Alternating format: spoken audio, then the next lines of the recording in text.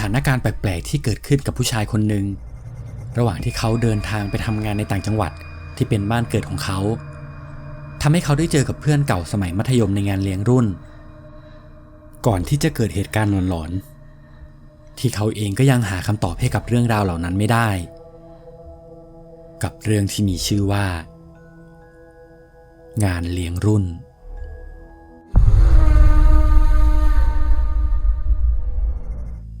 เรื่องนี้เป็นเรื่องราวของคุณป๊อปเหตุการณ์ย้อนกลับไปเมื่อ30 ปีก่อนช่วงกลางปี 2536ตอนนั้นคุณป๊อปทำงานเป็นผู้จัดการด้านการเงินของสถาบันการเงินแห่งหนึ่งในกรุงเทพซึ่งช่วงนั้นเขาได้รับหน้าที่ไปรักษาการแทนผู้จัดการสาขาคนเก่าที่เพิ่งลาออกไปในจังหวัดหนึ่งทางภาคอีสานที่หัวหน้าต้องส่งคุณป๊อปไปก็เพราะว่าจังหวัดนั้นเป็นบ้านเกิดของคุณป๊อปในสมัยนั้นการเดินทางไปต่างจังหวัดแต่ละครั้งคุณป๊อปจะเลือกเดินทางผ่านรถทัวร์เพราะค่อนข้างสะดวกกว่าและจะได้มีเวลาพักผ่อนตอนเดินทางไปด้วยคุณป๊อปเลือกเที่ยวรถตอนตี 3เพราะเขาคำนวณไว้แล้วว่าระยะเวลาเดินทางไปที่นั่นก็ประมาณ3 ชั่วโมงจะได้ไปถึงช่วงเช้าพอดีแล้วก็เริ่มทำงานต่อเลยพอไปถึงที่หมอชิดคุณป๊อปก็เลือกจองที่นั่งแถวที่3ติดหน้าต่างฝั่งซ้ายของรถไม่อยากนั่งทางด้านขวาเวลามีรถสวนไปมาจะทำให้ไฟแยงตาพอรถเข้ามาจอดพนักงานก็เรียกคนที่รออยู่ที่ชานชาลาให้มาขึ้นรถแต่คุณป๊อปเดินไปถึงแถวที่เขาเลือกปรากฏว่าเก้าอี้ที่เขาจองไว้ตอนนี้มีผู้ชายคนหนึ่งนั่งอยู่แล้วลักษณะผู้ชายคนนั้นนอนเอาหัวพิงไปติดกับกระจกเขาพยายามมองตัวเองอีกรอบก็เป็นที่นั่งตรงนั้นแต่พอเขามองไปที่ชายคนนั้นเหมือนว่าเขาจะเมาหนักมากแล้วเหมือนเขาจะหลับไปแล้วจะปลุกก็เกรงใจคุณป๊อปเลยคิดว่าไม่เป็นไรเดี๋ยวเขานั่งเก้าอี้ข้างๆก็ได้ใช้เวลาแค่3 ชั่วโมงก็ถึงแล้วคงไม่น่าจะมีอะไรแต่พอขับรถออกจากหมอชิดไปได้สักพักไฟที่ห้องโดยสารก็ถูกปิดทั้งหมดเพื่อให้คนอื่นๆพักผ่อนระหว่างเดินทางส่วนคุณป๊อปเองก็ตั้งใจว่าจะเข้านอนเหมือนกันแต่เขารู้สึกว่าไม่ไหวเพราะกลิ่นผู้ชายข้างๆแรงมากๆเป็นกลิ่นเหล้ากลิ่นละมุดแล้วก็ยังมีกลิ่นแป้งที่เหมือนเอาแป้งโรยตัวปะปนกับกลิ่นเหล้าแทนที่จะให้กลิ่นหอมกลับเหม็นตลบอบอวนไปหมดคุณป๊อปเลยทนไม่ไหวตัดสินใจไปนั่งเก้าอี้แถวด้านขวาแต่ก็ยังคงนั่งติดกับทางเดินเหมือนเดิมและทุกอย่างเหมือนจะเริ่มดีขึ้นเขาไม่ค่อยได้กลิ่นชายคนนั้นแล้วเลยตัดสินใจเข้านอนแต่พอหลับไปได้สักพักเขาก็ต้องสะดุ้งตื่นขึ้นเพราะตอนนี้ในรถที่เขานั่งมามีเสียงคนเอะอะโวยวายเต็มไปหมดทั้งคันรถพอเขาหันไปมองว่าเกิดอะไรขึ้นปรากฏว่าตอนนี้รถทัวร์ของเขากำลังเบี่ยงไปเลนขวาเพื่อจะแซงรถ18 ล้อที่อยู่ข้างหน้าแต่ระหว่างที่รถอยู่เลนขวาตอนนี้ก็มีรถทัวร์อีกคันสวนเข้ามาจากด้านหน้ารถทัวร์คันนั้นพยายามเปิดไฟสูงบีบแตรดังลั่นแต่เหมือนรถทัวร์ที่คุณป๊อปนั่งมาจะหลบไม่ทันทำให้ทั้ง3 คันมาประกบกันที่กลางถนนลักษณะตอนนี้คือรถพ่วงอยู่เลนขวารถทัวร์ของคุณป๊อปอยู่ตรงกลางทัวร์อีกคันก็เบียดมาจากเลนด้านหน้ารถทัวร์ของคุณป๊อปถูกเบียดจากทางด้านซ้ายและขวาระหว่างที่รถสวนกันมีทั้งเสียงเหล็กกระทบเสียงกระจกแตกทุกคนในรถต่างก็กรีดร้องต่างคนต่างก็กลัวตายคุณป๊อปเองก็เริ่มสติแตกคิดว่าเขาคงไม่รอดแน่ๆเขาพยายามเอามือไปจับพนักพิงที่เบาะด้านหน้าเขาพยายามจะประคองตัวเองไว้แล้วในตอนนั้นเองเชือกที่รัดผ้าใบรถบรรทุกก็ขาดออกทำให้ทั้งเชือกทั้งผ้าใบฟาดเข้ามาที่กระจกรถทัวร์ของคุณป๊อปอย่างแรงคุณป๊อปได้ยินเพียงเสียงกระจกแตกและเขารู้สึกเหมือนว่ามีเศษกระจกกระเด็นออกมาเต็มตัวของเขารถทัวร์พยายามจะเบรกจนล้อรถลากยาวไปจอดด้านหน้าทุกอย่างเริ่มกลับมาสงบคุณป๊อปค่อยๆตั้งสติลืมตาขึ้นมาสิ่งที่เขาเห็นทำให้เขาตกใจมากเพราะรอบๆเขามีเศษกระจกเต็มไปหมดและที่สำคัญกระจกทางด้านขวาของรถตอนนี้แตกยาวทั้งแถบตั้งแต่หลังรถไปถึงด้านหน้ารถจากแรงเบียดของรถบรรทุกและเชือกที่ฟาดเข้ามาเขานึกถึงผู้ชายที่เมาแล้วก็นอนเอาหัวแนบกระจก เพราะตอนนี้ผู้ชายคนนั้นไม่ได้นั่งอยู่ที่เก้าอี้แล้วด้วยความที่คุณป๊อปเองก็เป็นห่วงเขารีบเดินไปดูตรงที่นั่งพร้อมกับมองหาชายคนนั้นผ่านกระจกไปด้านนอกแต่หายังไงก็หาไม่เจอแล้วไม่นานรถกู้ภัยก็มาถึงแล้วก็เคลื่อนย้ายทั้งคนเจ็บทั้งคนที่เสียชีวิตลงไปข้างล่างส่วนตัวคุณป๊อปเองก็ไม่ได้เป็นอะไรมากมีแค่รอยถลอกและรอยเศษกระจกบาดนิดหน่อยรถพยาบาลหลายคันต่างก็นำตัวคนเจ็บไปที่โรงพยาบาลคุณป๊อปเองก็พยายามมองหาผู้ชายที่เมาคนนั้นแต่หายังไงก็หาไม่เจอแล้วโชคดีที่บริษัททัวร์ที่เขานั่งมาจะมีรถออกจากกรุงเทพทุกๆชั่วโมงพอคันถัดไปขับเข้ามาจอดรับคุณป๊อปและคนอื่นๆที่ไม่ได้บาดเจ็บอะไรมากก็ขึ้นรถไปต่อจนกว่าจะมาถึงที่ออฟฟิศก็ค่อนข้างช้ากว่าที่กำหนดจากที่คุณป๊อปตั้งใจว่าจะประชุมทีมงานช่วงเช้าก็ต้องเลื่อนมาเป็นช่วงบ่ายแทนหลังจากที่ประชุมกันเสร็จคุณป๊อปก็ต้องอยู่ประจำที่นี่ต่อจนกว่าจะได้ผู้จัดการสาขาคนใหม่เขาเลยสั่งให้พนักงานคนหนึ่งช่วยไปติดต่อโรงแรมที่บริษัทเขาดีลไว้ให้หน่อยเพราะเขาต้องอยู่ที่นี่เป็นเดือนโรงแรมที่ทางบริษัทจองให้เป็นโรงแรมเปิดใหม่ในตัวจังหวัดซึ่งในสมัยนั้นโรงแรมนี้ถือว่าเป็นโรงแรมที่ดังที่สุดดีที่สุดในทางภาคอีสานเลยก็ว่าได้เพราะเป็นโรงแรมเดียวที่มีครบวงจรทั้งห้องพักสถานที่อบรมสถานที่จัดงานแต่งสวนน้ำอาบอบนวดจุดเล่นโบว์ลิ่งหรือแม้กระทั่งดิสโก้ผับและในทุกๆวันหยุดนักท่องเที่ยวก็จะมาเที่ยวที่โรงแรมนี้กันเยอะมากกลางคืนแทบจะไม่มีที่จอดรถต้องไปจอดริมทางตรงถนนใหญ่ลักษณะโรงแรมจะค่อนข้างต่างจากโรงแรมทั่วไปเพราะตัวโรงแรมจะเป็นรูปทรงสี่เหลี่ยมใหญ่ๆและด้านในสี่เหลี่ยมก็จะเป็นห้องพักเป็นแถวๆหลายแถวทำให้มีทั้งที่มีกระจกและก็ไม่มีกระจกคืนแรกที่คุณป๊อปได้เข้าพักเขาได้ห้องแบบที่ไม่มีกระจกแต่ภายในห้องก็ตกแต่งได้ค่อนข้างดีมากถึงจะไม่มีกระจกแต่ทางโรงแรมก็ใส่กระจกหลอกเอาไว้ด้านในทำให้ห้องดูกว้างอุปกรณ์ใช้งานภายในห้องก็มีครบทั้งหมดด้วยความใหญ่ของโรงแรมทำให้แต่ละชั้นก็จะมีหลายโซนขึ้นลิฟต์มาก็แทบจะเจอทางที่เป็นเขาวงกตเลี้ยวไปเลี้ยวมาต้องดูเลขห้องดีๆแล้วปัญหาที่คุณป๊อปเจอระหว่างเข้าพักก็คือช่วงเวลาวันศุกร์กับวันเสาร์ดิสโก้เทคจะเสียงดังมากๆดังจนสะเทือนมาถึงคนที่พักอยู่ข้างบนยิ่งตี 1 ตี 2แทบจะนอนกันไม่ได้เลยทำให้คุณป๊อปตัดสินใจเดินทางกลับมาที่กรุงเทพในช่วงเย็นวันศุกร์แล้วก็กลับมาอีกทีช่วงเช้าวันอาทิตย์คุณป๊อปเริ่มทำงานไปได้สัก3 เดือนทุกอย่างเริ่มจะลงตัวแต่ก็ยังไม่ได้ผู้จัดการคนใหม่สักทีเขาเลยนึกอะไรขึ้นได้บางอย่างตั้งแต่เขากลับมาที่นี่เขายังไม่เคยไปเจอเพื่อนเก่าเลยเขาตั้งใจว่าจะลองติดต่อเพื่อนๆทุกคนมาเจอกันสักหน่อยพอโทรไปหาเพื่อนคนหนึ่งเพื่อนคนนั้นก็บอกว่าอีกไม่กี่วันจะมีงานเลี้ยงรุ่นที่โรงเรียนมัธยมเก่าของเขาซึ่งตรงกับวันหยุดของทุกคนพอดีทำให้เพื่อนคนอื่นๆก็ได้เข้ามาเจอกันในงานนี้ด้วยคุณป๊อปเลยคิดว่าดีเลยจะได้เจอเพื่อนครบทุกคนพอถึงวันที่ต้องไปงานเลี้ยงปรากฏว่าคุณป๊อปติดงานด่วนกว่าจะไปถึงงานก็ประมาณ20 ทุ่มเพื่อนผู้ชายคนอื่นๆก็ได้ดื่มเหล้าดื่มเบียร์กันก่อนหน้านี้แล้วได้ยินเสียงเพื่อนร้องเพลงกันเสียงดัง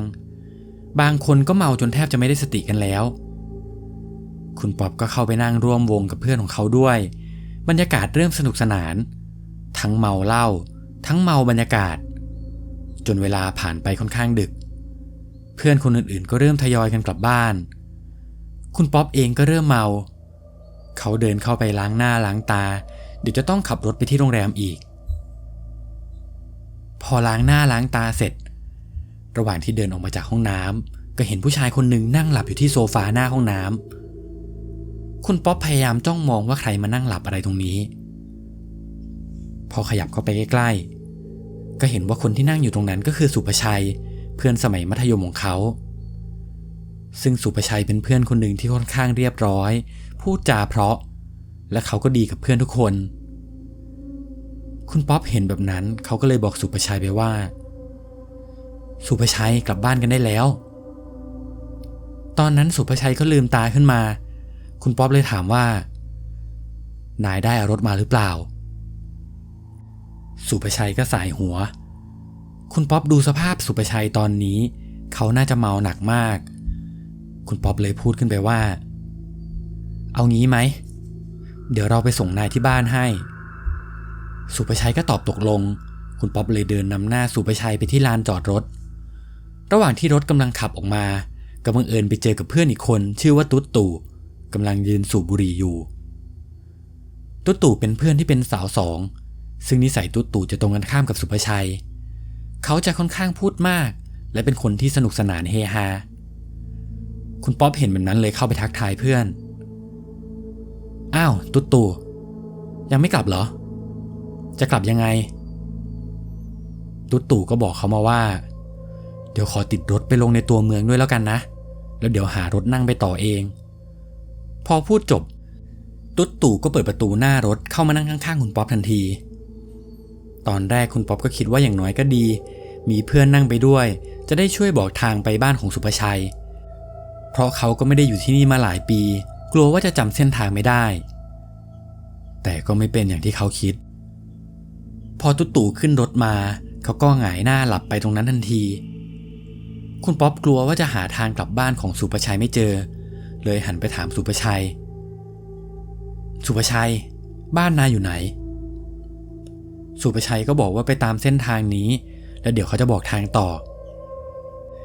เส้นทางที่สุภชัยบอกก็คือเส้นทางที่ออกนอกตัวเมืองไปอีกคุณป๊อปเลยตั้งใจจะขับรถไปส่งสุภชัยก่อนแล้วค่อยกลับมาส่งตุ๊ดตู่ในสมัยนั้นตามต่างจังหวัดรถยนต์จะค่อนข้างน้อยถนนก็ไม่ค่อยสว่างระหว่างที่ขับออกมาจากตัวเมืองขึ้นเรื่อยๆแสงไฟข้างถนนก็เริ่มลดน้อยลงจนเหลือแค่ไฟหน้ารถเขาอย่างเดียวบรรยากาศเริ่มเงียบและในตอนนี้ก็มีเพียงคุณป๊อปที่กำลังตั้งใจขับรถอยู่คนเดียวในขณะที่คนอื่นๆต่างก็หลับกันหมดแล้วรถก็เริ่มมีกลิ่นเหล้าของเพื่อนคนอื่นๆเป็นกลิ่นละมุดแล้วก็ผสมกับกลิ่นแป้งคุณป๊อปก็คิดในใจว่าคงเป็นของสุภชัยหรือไม่ก็ตุ๊ดตู่แต่กลิ่นมันคุ้นยังบอกไม่ถูกจนเขาขับมาถึงตรงจุดที่เป็นโค้งรถไฟระหว่างที่กำลังจะโค้งอยู่ๆสุภชัยก็พูดขึ้นมาว่าเลี้ยวซ้ายคุณป๊อปถึงกับรีบเบรกรถเพราะซอยที่เลี้ยวซ้ายเขาเลยมาแล้วตอนนั้นเขาเองก็ตกใจคิดว่าสุภชัยหลับไปแล้วทำไมอยู่ดีๆเพิ่งมาบอกแต่โชคดีที่ไม่มีรถตามหลังเข้ามาคุณป๊อปเปิดไฟฉุกเฉินแล้วก็ถอยรถกลับมาที่ซอยพอมองเข้าไปข้างในก็เป็นซอยเล็กๆมืดๆดูไม่เหมือนทางเข้าหมู่บ้าน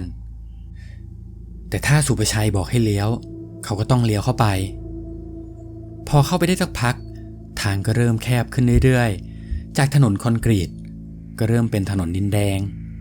ด้านหน้าก็ไม่มีวี่แววว่าจะเจอบ้านคนสักหลังจนสักพักก็เจอรั้วใหญ่ๆรั้วหนึ่งขวางถนนอยู่ด้านหน้า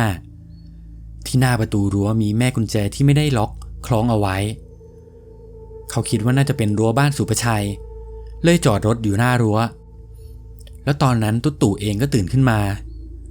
คุณป๊อปหันไปบอกสุภชัยว่าถึงหน้าบ้านแล้วสุภชัยก็บอกว่าเปิดรั้วแล้วขับรถเข้าไปข้างในได้เลยคุณป๊อปเลยหันไปบอกตุ๊ดตู่ให้ลงไปเปิดประตูรั้วให้หน่อยพอตุ๊ดตู่ลงไปเปิดประตูรั้วเขาก็ยืนมองด้านในบ้านตอนนั้นคุณป๊อปเองก็เริ่มรู้สึกแปลก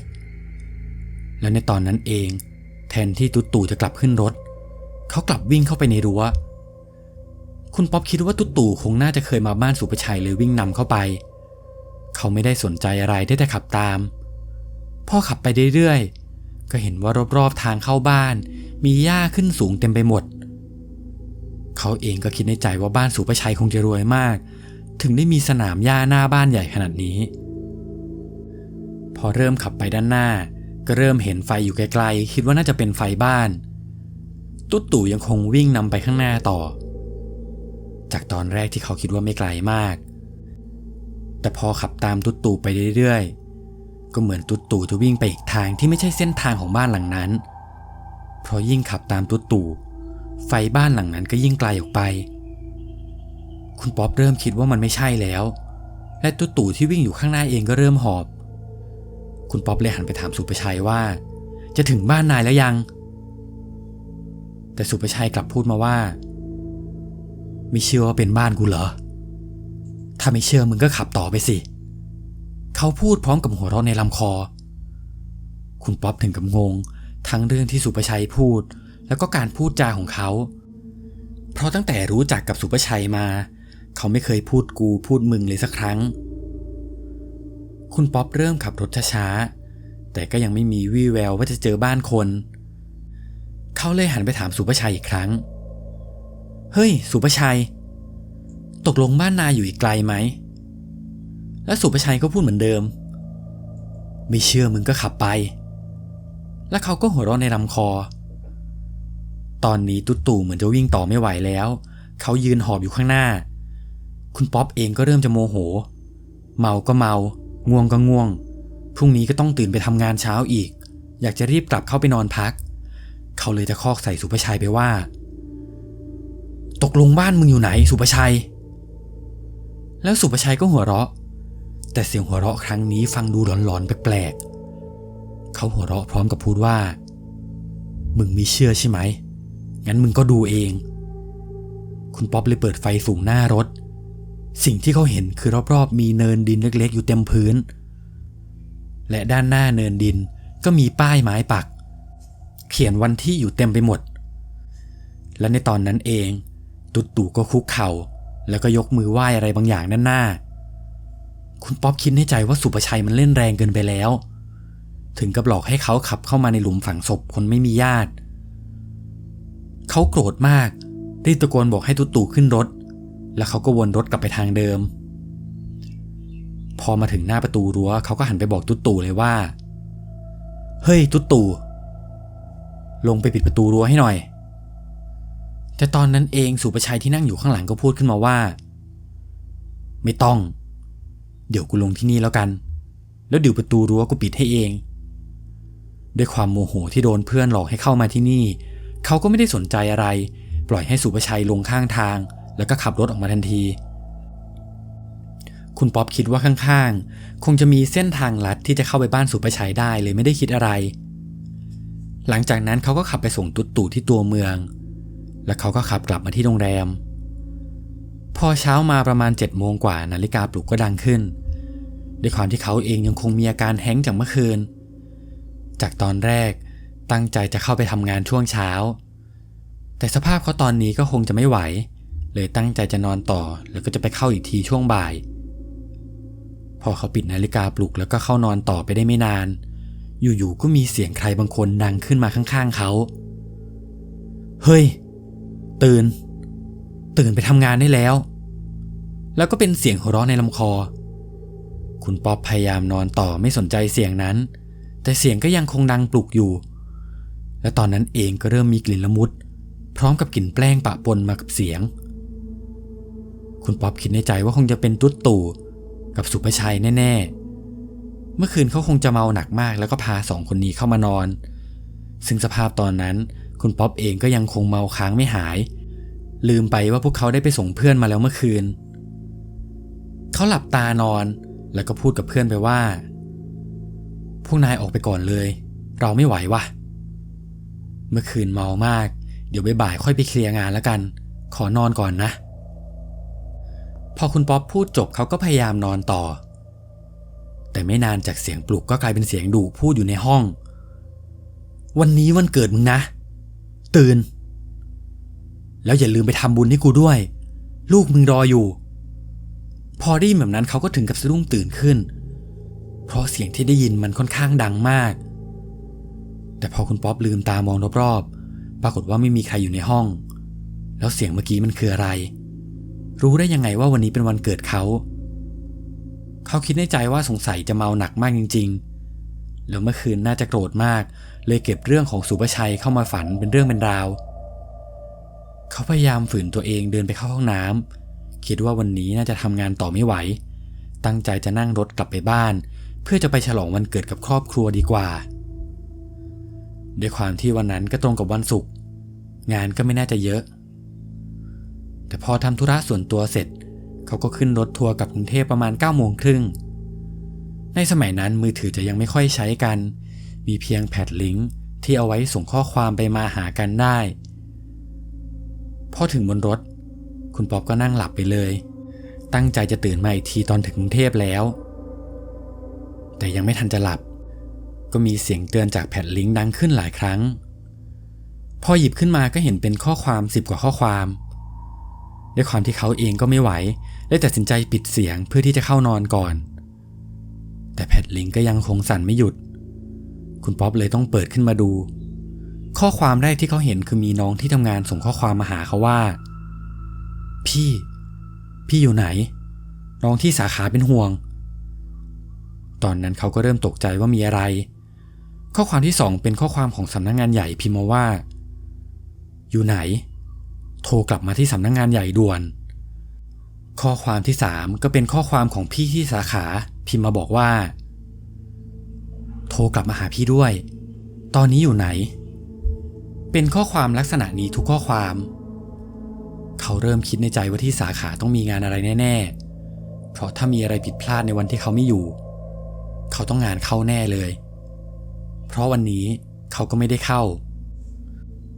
คุณป๊อปพยายามหาเรื่องแก้ตัวว่าจะบอกทางสำนักงานใหญ่ยังไงดีว่าวันนี้เขาไม่ได้เข้าทำงานพอรถขับมาถึงกลางทางรถก็จะจอดให้คนอื่นๆทำธุระส่วนตัวระหว่างนั้นก็มีเด็กรถคนหนึ่งวิ่งหน้าตาตื่นเข้ามาเปิดทีวีในรถแล้วก็เปิดไปในช่องข่าวช่องหนึ่งปรากฏว่ามีข่าวด่วนออกมาว่าโรงแรมที่คุณป๊อปเพิ่งไปพักเกิดถล่มตอน 10:20 นาทีซึ่งเป็นเวลาหลังจากที่เขาออกมาจากโรงแรมไม่ถึงชั่วโมงเขาตกใจมากเพราะถ้าเขายังนอนอยู่ในโรงแรมคงเป็นหนึ่งในผู้เสียชีวิตแน่ๆซึ่งข่าวนี้ก็ถือเป็นข่าวใหญ่และรุนแรงที่สุดในจังหวัดช่วงนั้น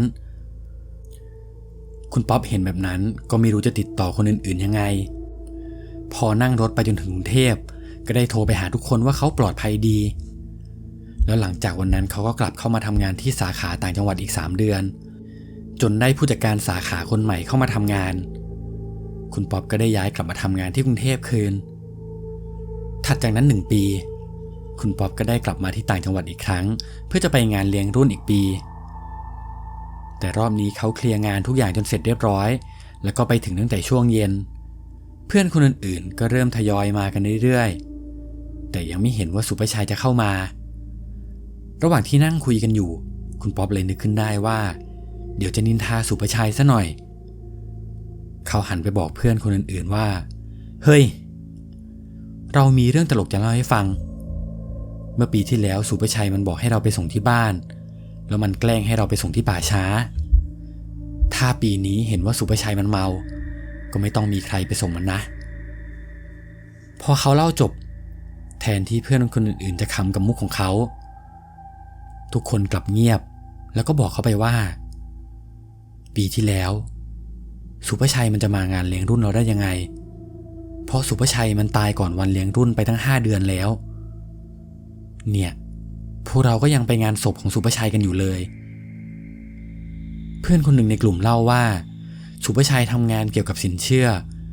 ในวันนั้นสุภชัยไปทำงานแล้วลูกค้าก็ชวนไปเลี้ยงเหล้าต่อแต่น่าจะเมามากจนประคองสติไม่อยู่สุภชัยแหกโค้งเข้าไปในซอยหน้าป่าช้าแล้วคอก็หักตายตรงนั้นเลยคุณป๊อปถึงกับเงียบไปแต่เขาก็บอกคนอื่นๆไปว่าเรามีพยานนะซึ่งก็คือตุ๊ดตู่เขาหันไปหาตุ๊ดตู่ทันทีตุ๊ดตู่วันนั้นนายก็ไปกับเราใช่ไหมวันนั้นก็ไปส่งสุภชัยกับเราแต่ตุ๊ดตู่กลับหันมาทำหน้างงๆแล้วก็บอกว่ากูไปกับมึงเหรอกูกลับบ้านเองนะกูไม่ได้ไปกับมึงคุณป๊อปได้ยินแบบนั้นเขาถึงกับสับสนไปหมดเขาย้อนกลับมาคิดถึงเรื่องราวทั้งหมดที่เขาเจอเมื่อปีที่แล้ว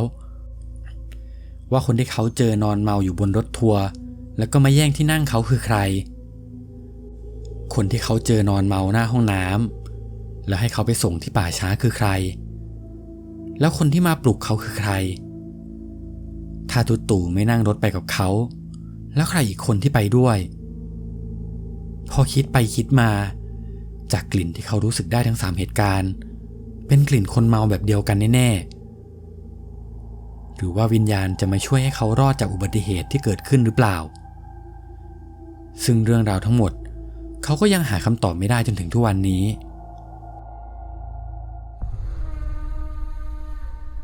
และนี่ก็เป็นเรื่องราวหลอนๆทั้งหมดที่คุณป๊อปได้เล่าให้ฟังเหตุการณ์ที่เกิดขึ้นจาก GPS ที่ได้พาครอบครัวหนึ่งหลุดเข้าไปยังเส้นทางที่พวกเขาไม่รู้จักและพวกเขาก็พยายามหาทางออกอยู่หลายชั่วโมงซึ่งตลอดเส้นทางที่พวกเขาขับมาล้วนแต่มีเรื่องราวหลอนๆเกิดขึ้นกับเรื่องที่มีชื่อว่าทางที่ไม่รู้จัก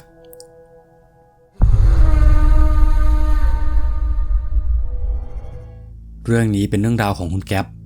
เหตุการณ์เกิดขึ้นเมื่อหลายปีก่อนช่วงที่เมืองไทยเพิ่งใช้ GPS ในการนำทางแรกๆตอนนั้น GPS สำหรับติดรถจะเป็นอุปกรณ์เสริมที่ต้องซื้อติดกับรถใหม่อีกทีและตัว GPS เองก็จะไม่ค่อยเสถียรมากนักแต่ก็ยังพอเป็นไกด์ไลน์ให้ได้ว่าตอนนี้เราอยู่จุดไหนซึ่งช่วงนั้นมือถือที่คุณแก๊ปใช้ก็เริ่มเข้าอินเทอร์เน็ตได้แล้วเหมือนกันแต่เน็ตความเร็วจะแค่4 เมกโหลดแต่ละทีจะค่อนข้างนานปกติคุณแก๊ปจะเป็นคนกรุงเทพแต่เขาได้ย้ายมาอยู่ที่ชลบุรีกับแฟนแล้วด้วยงานที่เขาทำก็เป็นงานที่ค่อนข้างเดินทางบ่อยใน1 เดือนเขามักจะต้องออกไปต่างจังหวัดประมาณ3 ครั้งทำให้เขามักจะชินเส้นทางในหลายๆจังหวัดแทบจะเป็นไปไม่ได้เลยที่เขาจะหลงทางและตัวคุณแก๊ปเองก็ไม่เคยเจอผีทำให้เขาไม่มีความเชื่อเรื่องนี้ต่างจากแฟนของเขาที่ค่อนข้างเชื่อและเธอก็ยังเป็นคนที่กลัวผีมากจนทั้งคุณแก๊ปและแฟนได้ไม่เจอกับเหตุการณ์ครั้งนี้ในวันนั้นคุณแก๊ปมีแพลนไปเที่ยวกับแฟนที่จังหวัดภูเก็ตแต่ระหว่างทางก็ได้แวะไปตามสถานที่ท่องเที่ยวหลายที่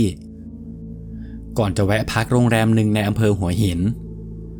ตัวคุณแก๊ปเองก็เคยมาภูเก็ตแล้วหลายครั้งเขาตั้งใจว่าช่วงสายๆค่อยออกจากโรงแรมแล้วเดินทางไปภูเก็ตกันต่อ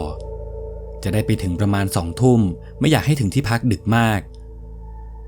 ด้วยความที่ช่วงนั้นมักจะมีข่าวคนปาก้อนหินใส่หน้ารถค่อนข้างเยอะแต่พอถึงเช้าวันถัดมาแฟนคุณแก๊ปก็ได้พาเขาไปซื้อของจนกว่าจะได้ออกอีกทีก็ช่วงบ่ายแก่ๆเขาขับรถเดินทางจากอำเภอหัวหินมาตามเส้นทางปกติที่เขาจำได้เขาขับไปเรื่อยๆจนมาถึงถนนที่เป็นเขื่อนเส้นหนึ่งในจังหวัดสุราษฎร์ธานีซึ่งถ้าเป็นคนที่ขับผ่านเส้นทางนี้บ่อยๆจะรู้ดีว่าตรงเส้นทางเขื่อนนี้จะมีปั๊มน้ำมันอยู่2 ปั๊มใหญ่ๆปั๊มแรกจะเป็นปั๊มที่ค่อนข้างเก่ามากแต่ข้อดีของปั๊มนี้ก็คือทางเข้าออกจะค่อนข้างง่ายคุณแก๊ปเลยตัดสินใจแวะเข้าปั๊มเพื่อทำธุระส่วนตัวซึ่งดูเวลาตอนนี้ก็5 โมงกว่าแล้วแต่บรรยากาศรอบๆก็ยังสว่างอยู่คุณแก๊ปเข้าไปซื้อของในร้านค้าแล้วก็กลับมาที่รถจากนั้นเขาก็นั่งเฝ้ารถเอาไว้โดยแฟนของเขาจะเป็นคนไปเข้าห้องน้ำก่อนจะได้ไม่ต้องดับเครื่องระหว่างที่แฟนของคุณแก๊ปเดินไปเข้าห้องน้ำตอนนั้นก็มีรถเก๋งสีขาวคันหนึ่งเข้ามาจอดข้างๆกับรถของเขาและก็มีผู้หญิง4 คนเดินลงมาจากรถระหว่างที่ผู้หญิง4 คนนั้นเดินไปเข้าห้องน้ำแฟนของคุณแก๊ปก็ได้เดินสวนกับพวกเธอพอดีพอแฟนเขาขึ้นมาบนรถคุณแก๊ปก็หันไปคุยกับแฟนว่าเธอดูผู้หญิง4 คนตรงนั้นสิแต่งตัวเหมือนโคโยตี้เลยในช่วงนั้นผู้หญิงที่ทำอาชีพโคโยตี้จะค่อนข้างดังแล้วพวกเธอทั้ง4 คนก็จะแต่งชุดสีดำเอวลอยกางเกงขาสั้นกันทั้ง4ซึ่งแต่ละคนต่างก็หน้าตาดีกันทั้งหมดแต่มีอยู่คนหนึ่งที่แต่งตัวเด่นมากๆเพราะที่หัวของเธอเหมือนใส่เขาคอสตูมสีดำเหมือนกับกำลังจะไปงานอะไรสักอย่างจากนั้นคุณแก๊ปก็เดินไปเข้าห้องน้ำแล้วก็ให้แฟนเขารออยู่บนรถระหว่างที่เขาทำธุระส่วนตัวจนเสร็จตอนที่เขาออกมาจากห้องน้ำสิ่งที่เขาเห็นตอนนี้คือบรรยากาศรอบๆมืดไปหมดทั้งที่ก่อนที่เขาจะลงมาจากรถทุกอย่างดูสว่างเป็นปกติซึ่งเขาเองก็แปลกใจแต่ก็คิดว่าฝนน่าจะตกแล้วเมฆก็คงกำลังก่อตัวหรือเปล่า คุณแก๊ปพยายามไม่สนใจอะไรแล้วก็ขับรถออกมาจากปั๊มทุกครั้งที่เขาขับมาเส้นทางนี้เขาจะรู้ดีว่าเลยปั๊มน้ำมันไปอีกประมาณ2 กิโลจะเจอแยกเลี้ยวซ้ายเพื่อเข้าไปในอำเภอหนึ่งในจังหวัดพังงาจากนั้นก็ตรงต่อไปยังจังหวัดภูเก็ตแต่พอเขาขับมาเรื่อยๆปรากฏว่าที่เขาขับมายังไม่เจอแยกนั้นสักทีเขาพยายามชะลอรถไม่กล้าขับรถเร็วเพราะกลัวว่าเขาจะคุยกับแฟนจนเพลินแล้วขับเลยแยกมาแล้วหรือเปล่าแต่แยกนั้นก็ไม่ใช่แยกเล็กๆไม่น่าจะขับเลยมาได้ง่ายๆตอนนี้ตั้งแต่เขาขับรถออกจากปั๊มมาก็ยังไม่เจอแยกเลยสักแยกเขาขับรถมาเรื่อยๆท้องฟ้าเริ่มมืดสนิทตอนนี้เขาเริ่มมั่นใจว่าเขาต้องขับเลยมาแล้วแน่ๆเพราะเส้นทางมันผิดปกติจากที่เขาเคยมาคุณแก๊ปเลยตัดสินใจเปิด GPS ขึ้นมาดูปรากฏว่า GPS บอกให้เขาขับตรงไปอีกแล้วข้างหน้าก็จะเจอกับ4 แยกให้เลี้ยวซ้ายพอเห็นแบบนั้นคุณแก๊ปก็ตัดสินใจขับไปตาม GPS แต่พอขับไปได้สักพัก GPS ก็เหมือนจะเริ่มผิดปกติจากตอนแรก GPS ขึ้นว่าอีก2 กิโลจะถึงแยกแล้วให้เลี้ยวซ้ายตอนนี้กลับขึ้นใหม่ว่าอีก5 กิโลเมตรแล้วให้เลี้ยวซ้ายซึ่งพอเขาขับไปอีก5 กิโลก็ยังไม่เจอทางเลี้ยวแล้ว GPS เองก็เหมือนจะคำนวณเส้นทางใหม่เรื่อยๆคุณแก๊ปพยายามมองดูรอบๆเขาก็เห็นว่าพื้นที่จากที่เป็นถนนใหญ่ด้านข้างเริ่มเป็นเหวอีกฝั่งก็เป็นเหมือนป่าที่เขาไม่รู้จักเขาพยายามมองหาป้ายบอกทางก็แทบจะไม่มีเลยเขาค่อยๆขับรถช้าๆในขณะที่สายตาก็มองไปรอบๆเขาสังเกตเห็นว่าถนนที่เขาขับอยู่ด้านข้างมีเหมือนตะไคร่สีเขียวขึ้นเต็มไปหมดเหมือนทางที่ไม่ค่อยมีคนขับผ่านมานานและเขาก็เริ่มรู้สึกแปลกใจที่ว่าตั้งแต่ตอนเขาขับรถออกมาจากปั๊มเขายังไม่เจอรถคันอื่นขับผ่านหรือขับสวนมาเลยสักคันคุณแก๊ปเองก็เริ่มรู้สึกกดดันพยายามคิดว่ามันเกิดอะไรขึ้นกันแน่และตอนนี้เขามาอยู่ที่ไหนพยายามมองหาหมู่บ้านคนเผื่อมีจะได้จอดถามจนขับไปได้สัก10 นาทีก็ไปเจอกับบ้านหลังหนึ่งตั้งอยู่เดียวๆบ้านหลังนี้เหมือนถูกทำเป็นร้านขายของวัสดุก่อสร้างแล้วไฟบ้านก็ยังเปิดอยู่คุณแก๊ปเลยเข้าไปจอดหน้าบ้านตั้งใจว่าจะเข้าไปถามทางแต่ยังไม่ทันที่จะลงจากรถจากบ้านที่เปิดไฟอยู่ๆคนในบ้านก็ปิดไฟทั้งหมดแล้วประตูเหล็กบานม้วนที่เปิดเอาไว้ก็มีป้าคนหนึ่งเดินเข้ามาปิดประตูทันทีแฟนคุณแก๊ปถึงกับหันไปบอกเขาว่าทำไมป้าถึงแรงน้ำใจขนาดนี้แต่ด้วยความที่พวกเขาก็อยากจะกลับให้ถูกแฟนคุณแก๊ปเลยตัดสินใจลงจากรถแล้วก็ตรงไปที่ประตูเหล็กหน้าบ้านป้าพร้อมกับเคาะประตูเหล็กแล้วก็เรียกป้าเสียงดังแต่ตะโกนเรียกยังไงป้าก็ไม่ยอมออกมาแฟนเขาเลยเดินกลับมาที่รถแล้วก็บอกให้เขาขับไปต่อเพราะดูแล้วป้าน่าจะไม่อยากเจอพวกเขาจริงๆพอขับรถออกมาจากบ้านป้าคนนั้นได้สักพักประมาณ2 กิโลจากถนน4 เลนก็ถูกบีบเหลือ2 เลนเล็กๆถ้ามีรถอีกคันสวนมาก็คงจะขับลำบากพอเขาหยิบ GPS ขึ้นมาดูปรากฏว่าตอนนี้ GPS คำนวณอะไรไม่ได้แล้วได้แต่ขึ้นโหลดอยู่อย่างเดียวคุณแก๊ปเลยบอกแฟนให้เปิดอินเทอร์เน็ตในโทรศัพท์ดูว่าตอนนี้เราอยู่ที่ไหนแล้วพอแฟนเขากดก็รอให้อินเทอร์เน็ตโหลดสักพักจนตำแหน่งที่เขาอยู่เด้งขึ้นมาตอนนั้นทั้ง2 คนมองไปที่มือถือแล้วต่างคนต่างก็ตกใจเพราะในแผนที่ตอนนี้ขึ้นมาว่าพวกเขาอยู่กลางอุทยานแห่งหนึ่งซึ่งในนั้นขึ้นว่าพวกเขาอยู่กลางป่าในอุทยานเลยแล้วในแผนที่ก็ไม่มีถนนให้เข้าไปขึ้นแค่ว่าเป็นป่ารอบๆแฟนคุณแก๊ปเห็นแบบนั้นเธอก็สติแตกไปแล้วได้แต่ก้มหน้าก้มตาเพราะพวกเขาก็ไม่เคยเจอเหตุการณ์อะไรแบบนี้มาก่อนคุณแก๊ปเลยบอกแฟนเขาไปว่าถ้าเป็นแบบนี้ก็ทำอะไรไม่ได้แล้วยังไงก็ต้องย้อนกลับไปทางเดิมอย่างเดียวถ้าตรงไปภูเก็ตไม่ได้ยังไงก็กลับไปที่สุราษฎร์ให้ได้ก่อนเขาเลยตัดสินใจขับรถย้อนกลับมาแต่พอขับมาได้ไม่ถึง2 กิโลเขาก็ต้องตกใจยิ่งกว่าเดิมเพราะเส้นทางที่เขาขับกลับมันไม่ใช่เส้นทางที่เขาขับมาก่อนหน้านี้ยิ่งขับกลับไปเส้นทางเดิมเรื่อยๆ ก็เหมือนจะยิ่งเข้าไปในป่าลึกขึ้นเรื่อยๆแล้วรอบๆก็มีแต่ต้นไม้เต็มข้างทางไปหมดบรรยากาศเริ่มวังเวงหันไปมองกระจกหลังก็มีแต่ความมืดมีเพียงไฟท้ายรถที่ส่องให้เห็นพื้นที่สั้น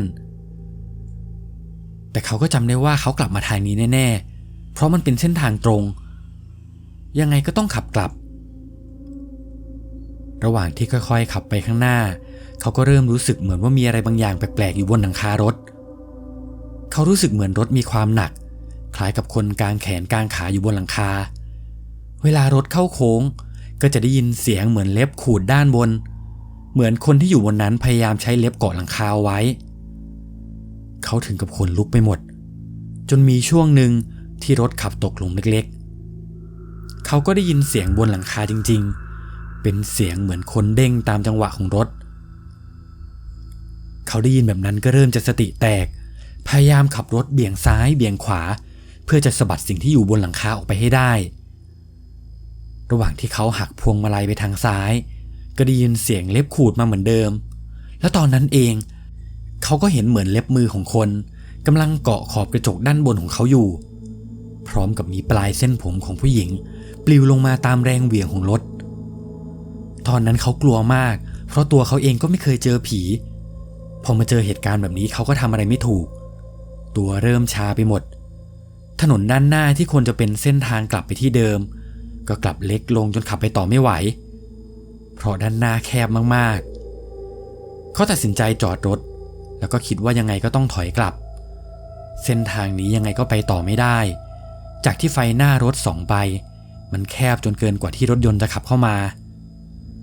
แล้วก็ยังมีแต่ป่าเต็มไปหมดสุดท้ายเขาก็ต้องวนรถกลับมาอีกครั้งเขาทำอะไรไม่ได้นอกจากขับไปตามเส้นทางไปเรื่อยๆแล้วรอบนี้จากที่บรรยากาศรอบๆยังเงียบอยู่ๆเสียงเพลงในรถก็ดังขึ้นเพลงขึ้นมาเป็นเพลงพระเจ้าตากเสียงคอรัสต้นเพลงเริ่มดังขึ้นมาเขาไม่ได้คิดอะไรเพราะมือน่าจะไปโดนตอนที่ช่วงกลับรถแต่ระหว่างที่เพลงเล่นมาได้จนถึงช่วงหนึ่งที่มีเสียงม้าดังขึ้นตอนนั้นเองก็เหมือนมีม้าอยู่ข้างรถของเขาจริงๆเป็นเสียงม้าควบอยู่ข้างๆรถของเขาทั้งซ้ายและขวาพร้อมกับเสียงร้องของม้าเสียงนั้นดังมากๆจนเขารู้เลยว่ามันไม่ใช่เสียงที่ดังมาจากเพลงแน่ๆพอได้ยินแบบนั้นเขาถึงกับยกมือไหว้แล้วก็นึกถึงพระเจ้าตากขอให้ท่านช่วยเขาและแฟนออกไปจากตรงนี้ให้ได้ยังไงเขาก็ต้องรอดออกไปให้ได้ก่อนพอยกมือไหว้เสร็จเขาก็หันไปบอกให้แฟนของเขาเร่งเสียงเพลงดังๆจะได้กลบความกลัวกับบรรยากาศรอบๆแล้วสักพักจากถนนแคบๆก็เหมือนจะเริ่มเป็นเส้นทางที่ดีขึ้นถนนด้านหน้ากลับมาเป็น2 เลนแต่ก็ยังคงเต็มไปด้วยป่าข้างทางเขาเริ่มคุ้นเส้นทาง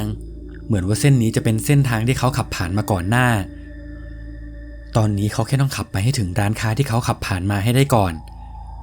แต่เขาเองก็ไม่รู้ว่าจะต้องไปทางไหนพอรอบๆก็มืดไปหมดจนเขาขับไปได้สักพักก็เห็นว่ามีรถกระบะคันหนึ่งจอดอยู่ข้างทางเป็นรถกระบะแต่งเครื่องเสียงที่เปิดเพลงเสียงดังมากๆคุณแก๊ปคิดในใจว่าถ้ามีรถมาจอดตรงนี้ก็แปลว่าแถวนี้ต้องมีหมู่บ้านแน่ๆเขาเลยขับรถเข้าไปจอดเทียบรถทางด้านขวาเพื่อที่จะถามทางตอนนั้นเขาก็เห็นผู้ชายคนหนึ่งลงมาจากรถลักษณะผู้ชายคนนั้นใส่เสื้อยืดสีขาวกางเกงวอร์มสีขาวซึ่งดูขัดกับรถเครื่องเสียงที่เขาขับมามากในขณะที่เพลงยังคงเปิดดังอยู่คุณแก๊ปก็ตะโกนถามเขาไปเลยว่าพี่ครับพังงาไปทางไหนครับผู้ชายคนนั้นก็ตอบมาว่าตรงไปจะเจอแยกข้างหน้าให้เลี้ยวขวาอย่างเดียวจากนั้นก็ตรงไปเรื่อยๆถ้าเจอแยกอีกก็ไม่ต้องเลี้ยวให้ตรงไปอย่างเดียวเลยคุณแก๊ปก็ได้ขอบคุณพี่เขาไปแต่ก่อนที่เขาจะขับรถออกมาเขาพยายามมองไปรอบๆว่ามีบ้านคนบ้างไหมแต่ก็เจอแต่ป่าเจอแต่ต้นไม้เต็มไปหมดเขาเองก็งงว่าทำไมเขาถึงมาจอดอะไรตรงนี้แต่ยังไงก็ต้องขับไปให้ถึงที่พักก่อน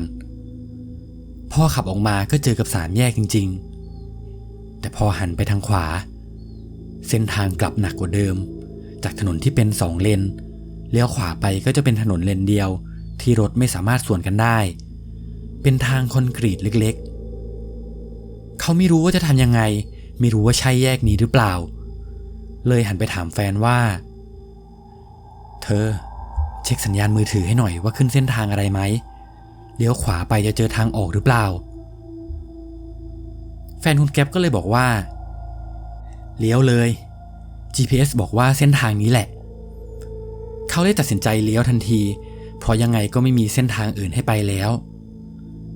พอขับมาในซอยนั้นได้ไม่เกิน10 นาที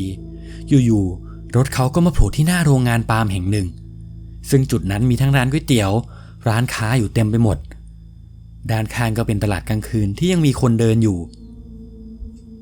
เลยตลาดไปก็มีป้ายใหญ่ๆเขียนว่าภูเก็ตไปทางไหนเขาเห็นแบบนั้นก็ถึงกับโล่งใจก่อนจะขับไปตามเส้นทางนั้นจนถึงที่พักในคืนนั้นทั้งเขาและแฟนก็แทบจะไม่ได้นอนเลยหลังจากอยู่ที่พักได้ประมาณ2 วันด้วยความที่เขาเองก็สงสัยว่าที่เขาเจอมามันคืออะไรเลยชวนเพื่อนอีก 3-4 คนนั่งรถไปทำบุญด้วยกันก่อนหลังจากทำบุญเสร็จก็ย้อนกลับไปดูตรงเส้นทางเดิมที่เขาออกมาปรากฏว่าตรงตลาดก็มีซอยที่เขาขับออกมาจริงๆแต่พอขับเข้าไปข้างในกลับกลายเป็นว่าเส้นทางนั้นเป็นทางตันเข้าไปในซอยไม่ถึง500 เมตรก็มีแค่บ้านคนหลังสุดท้ายแล้วซอยก็ตันไปเลยซึ่งหลังจากเหตุการณ์นั้นเขาก็มาย้อนคิดดูถึงเรื่องราวที่เกิดขึ้นเขาลองขับรถไปยังเส้นทางที่เจอร้านวัสดุก่อสร้างก็เจอกับร้านค้าหลังนั้นจริงๆด้วยความที่ตอนนั้นเป็นตอนกลางวันเขาเลยเข้าไปถามเจ้าของร้านเลยว่าทำไมวันนั้นพวกเขาเข้าไปแล้วป้าถึงปิดประตูหนีป้าเจ้าของร้านก็บอกว่าแกเห็นแล้วว่ามีรถเข้ามาแต่พอรถมาจอดที่หน้าบ้านหมาหน้าบ้านก็หอนกันหนักมากป้าเองก็กลัวเลยรีบปิดประตูแล้วเขาก็นึกย้อนไปถึงกระบะคันสีขาวที่บอกทางเขาแต่พอพยายามมองหาเส้นทางที่รถคันนั้นจะเข้ามาจอดกลับไม่เจอเหมือนว่าจะเป็นเส้นทางไปอยู่ข้างในอุทยานซึ่งถ้าจะเข้าไปในอุทยานได้จริงๆจะต้องผ่านรั้วหลายชั้นและทุกชั้นก็มียามทั้งหมดไม่มีทางที่เขาจะขับผ่านไปโดยไม่รู้เรื่องได้แน่ๆแฟนคุณแก๊ปเองก็บอกว่าตอนที่เขาถามว่าจะเลี้ยวไปตามเส้นทางที่ผู้ชายคนนั้นบอกดีไหมแล้วให้เธอเปิดดูใน GPS ซึ่งจริงๆ GPS ไม่มีสัญญาณเลยแต่เธอเห็นว่าคุณแก๊ปสติหลุดไปแล้วเลยต้องพูดไปแบบนั้นจากนั้นเขาก็กลับมาสำรวจหลังคารถตัวเองว่าเสียงที่ได้ยินเหมือนมีคนอยู่บนหลังคารถมันคืออะไรปรากฏว่าด้านหลังคารถมีรอยเล็บมือ5 รอยเหมือนรอยคนจิกอยู่จริงๆซึ่งเรื่องราวทั้งหมด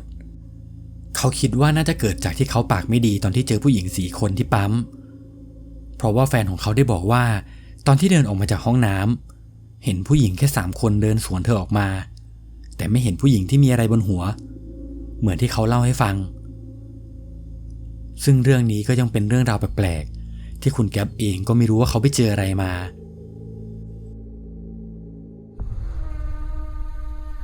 และนี่ก็เป็นเรื่องราวทั้งหมดที่คุณแก๊ปได้เล่าให้ฟังกลุ่มนักศึกษาที่เดินทางไปประกวดในจังหวัดเชียงใหม่แล้วอยากอยู่เที่ยวต่ออีก1 วันทำให้พวกเขาต้องหาห้องพักแต่ที่พักส่วนใหญ่ก็เต็มหมดจนได้ไปเจอกับบ้านเช่าหลังหนึ่งที่เจ้าของบ้านยอมให้พวกเขาเช่าอยู่แค่1 วันและบ้านหลังนี้เองที่ทำให้พวกเขาต้องพบเจอกับเหตุการณ์หลอนๆจนอยู่ไม่ได้กับเรื่องที่มีชื่อว่าคืนที่โชคร้าย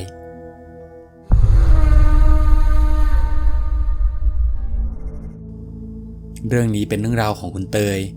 เหตุการณ์ย้อนกลับไปเมื่อ8 ปีก่อนช่วงที่คุณเตยเรียนอยู่ในวิทยาลัยแห่งหนึ่งในช่วงนั้นมีงานประกวดเต้นถูกจัดขึ้นซึ่งเป็นการแข่งขันเต้นระดับภาคและจัดขึ้นในจังหวัดเชียงใหม่ทางคุณเตยและรุ่นพี่ของเธอก็พากันรวมกลุ่มเพื่อจะไปแข่งเต้นครั้งนี้ในระหว่างที่ต้องเดินทางไปแข่งเต้นก็จะมีอาจารย์และผู้ใหญ่ไปด้วยหลายคนพอเต้นเสร็จคุณเตยและรุ่นพี่คนอื่นๆก็รู้สึกว่าอยากจะอยู่เที่ยวต่อที่นี่ก่อน แล้วค่อยเดินทางกลับพวกเธอเลยเดินไปขออาจารย์และผู้ใหญ่ที่มาด้วย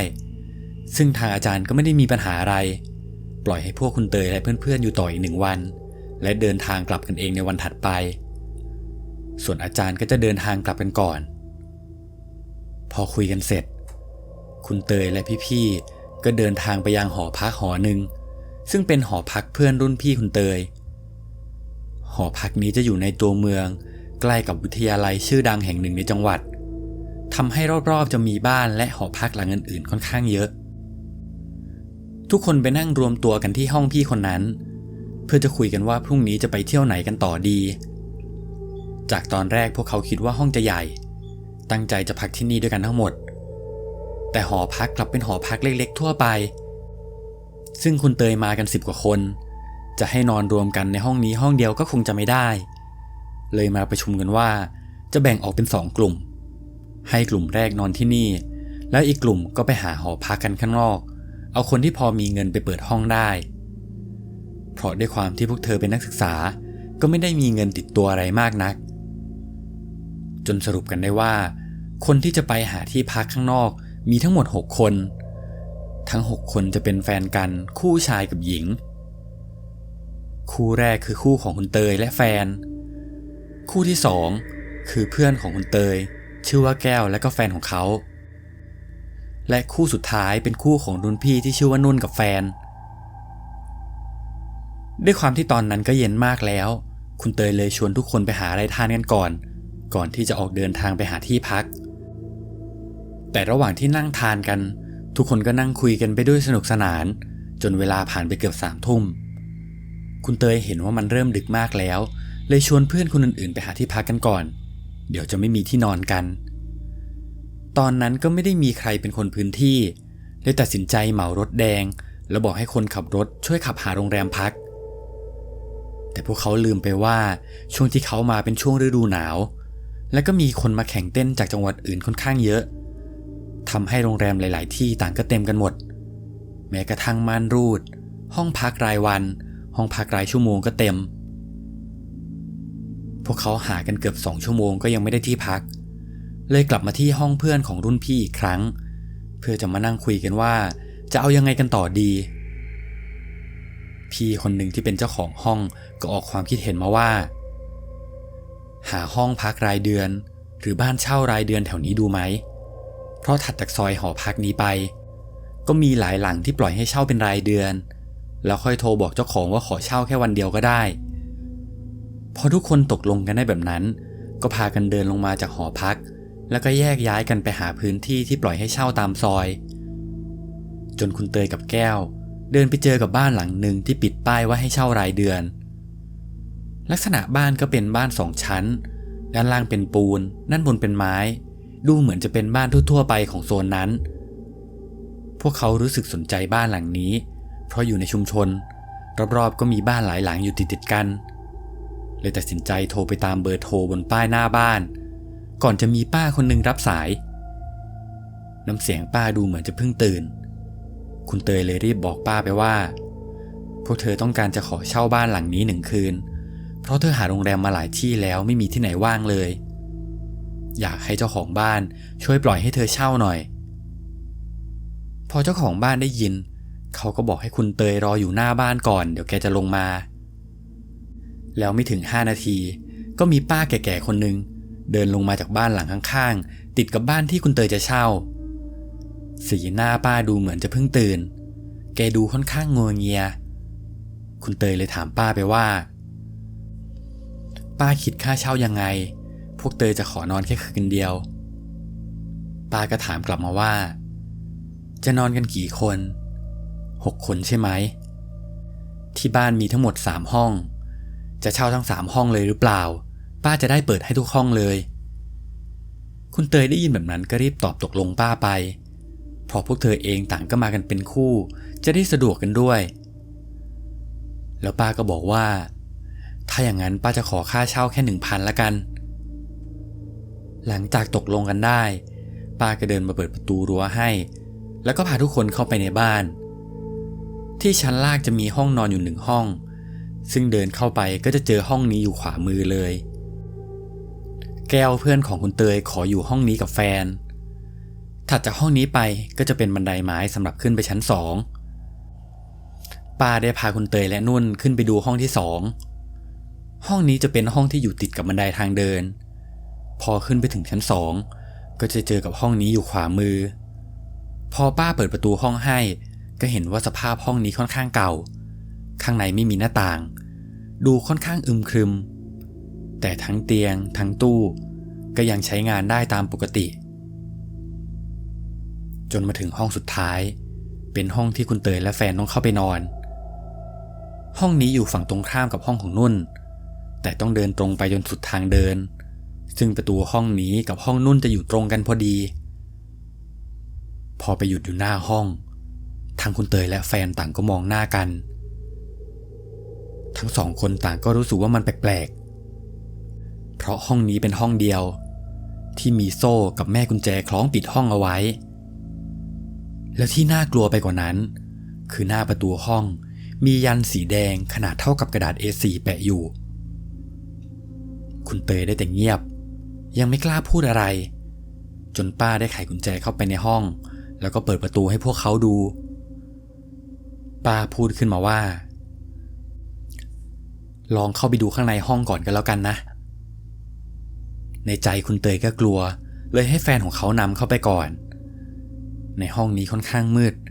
เขาเลยใช้มือถือไปเปิดไฟฉายส่องดูรอบๆก็เห็นสวิตช์ไฟอยู่ติดกับกำแพงห้อง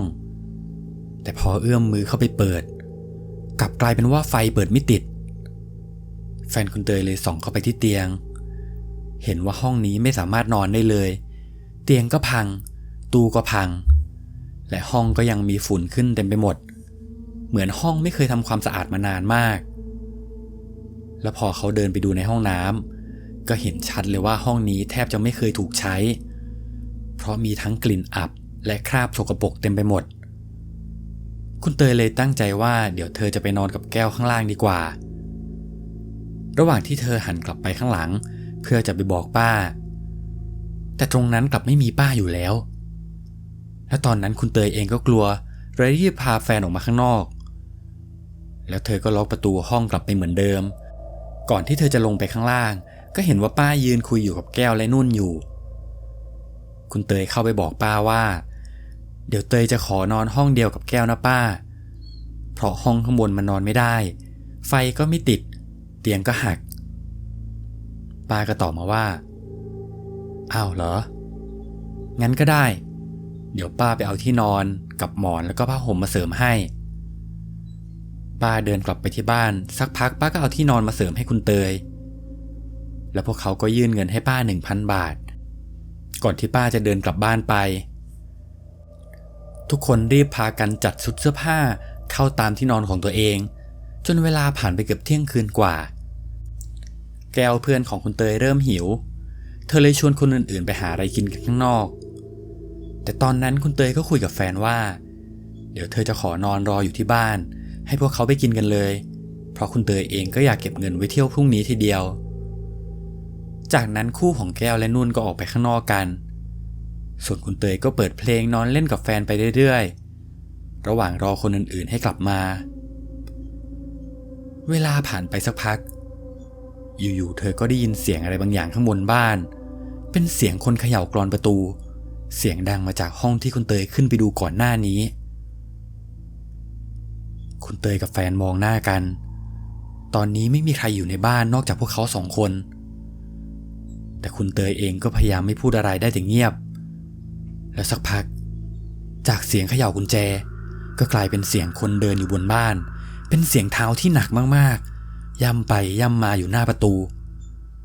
แล้วจากที่เดินหนักๆก็กลายเป็นวิ่งไปมาบริเวณที่ชั้น2คุณเตยกับแฟนถึงกับขยับมานั่งชิดกันเพราะพวกเธอเองก็รู้แล้วว่าเหตุการณ์มันไม่ปกติเสียงวิ่งยังคงดังอยู่แบบนั้นจนคุณเตยรู้สึกถึงแรงสั่นสะเทือนมาถึงชั้นล่างคุณเตยเลยบอกกับแฟนไปว่าเราออกไปนั่งหน้าบ้านกันดีกว่าไหมเพราะตรงนั้นมีม้านั่งอยู่อย่างน้อยก็ยังพอให้มองเห็นบ้านหลังอื่นๆน่าจะสบายใจมากกว่าอยู่ตรงนี้แฟนเธอเองก็เห็นด้วย เลยพากันหยิบขนมแล้วก็เดินออกไปนั่งข้างนอกพวกเขาเปิดเพลงกันไปด้วยกินขนมไปด้วยเพื่อไม่ให้มันเงียบจนเกินไปจนเวลาผ่านไปถึงตี 2คู่ของแก้วและนุ่นก็พากันเดินกลับมาจากร้านข้าวทุกคนมองหน้าคุณเตยงงๆแล้วก็ถามเธอว่าอ้าวเตยทำไมถึงมานั่งอยู่ตรงนี้คุณเตยพยายามตอบบ่ายเบี่ยงไปว่าตรงนี้บรรยากาศมันดีกว่าข้างในเลยอยากมานั่งรับลมเฉยๆไม่มีอะไรหรอกทุกคนก็เข้ามานั่งคุยกันที่ม้านั่งกันได้สักพักจากนั้นก็แยกย้ายกันเข้านอนตอนนี้คุณเตยและแฟนจะอยู่ด้านล่างห้องเดียวกันกับแก้วส่วนนุ่นก็ขึ้นไปนอนห้องข้างบนกับแฟนเวลาผ่านไปไม่ถึง5 นาทียังไม่ทันที่คุณเตยจะเข้านอนอยู่ๆก็มีสายโทรเข้ามาหาคุณเตยเป็นเบอร์แฟนของนุ่นพอคุณเตยรับสายแฟนของนุ่นก็พูดมาว่าเฮ้ยเตยไอห้องที่มันมีผ้ายันปิดอยู่ทำไมประตูมันถึงเปิดอยู่วะคุณเตยหันไปมองหน้าแฟนเธอจำได้ดีว่าก่อนที่เธอจะลงมาเธอได้คล้องแม่กุญแจกลับไปเหมือนเดิมแล้วเธอเลยตอบไปเสียงเบาๆว่าเตยล็อกห้องไปแล้วนะพี่แต่เธอก็พยายามบอกแฟนนุ่นไปว่า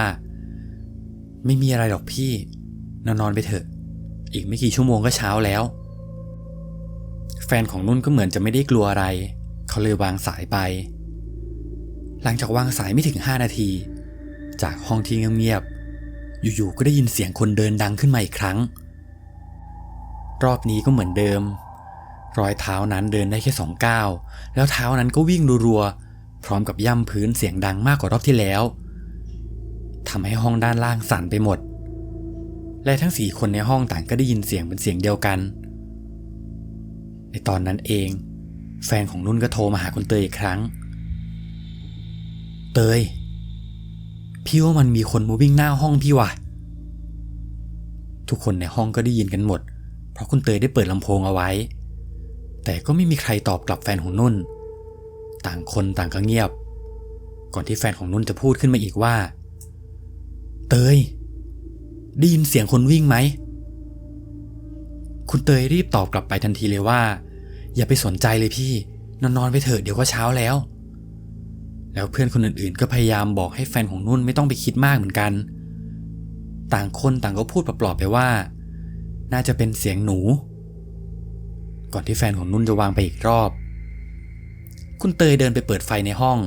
แล้วก็บอกทุกคนว่าเดี๋ยวคืนนี้จะเปิดไฟนอนกันดีกว่า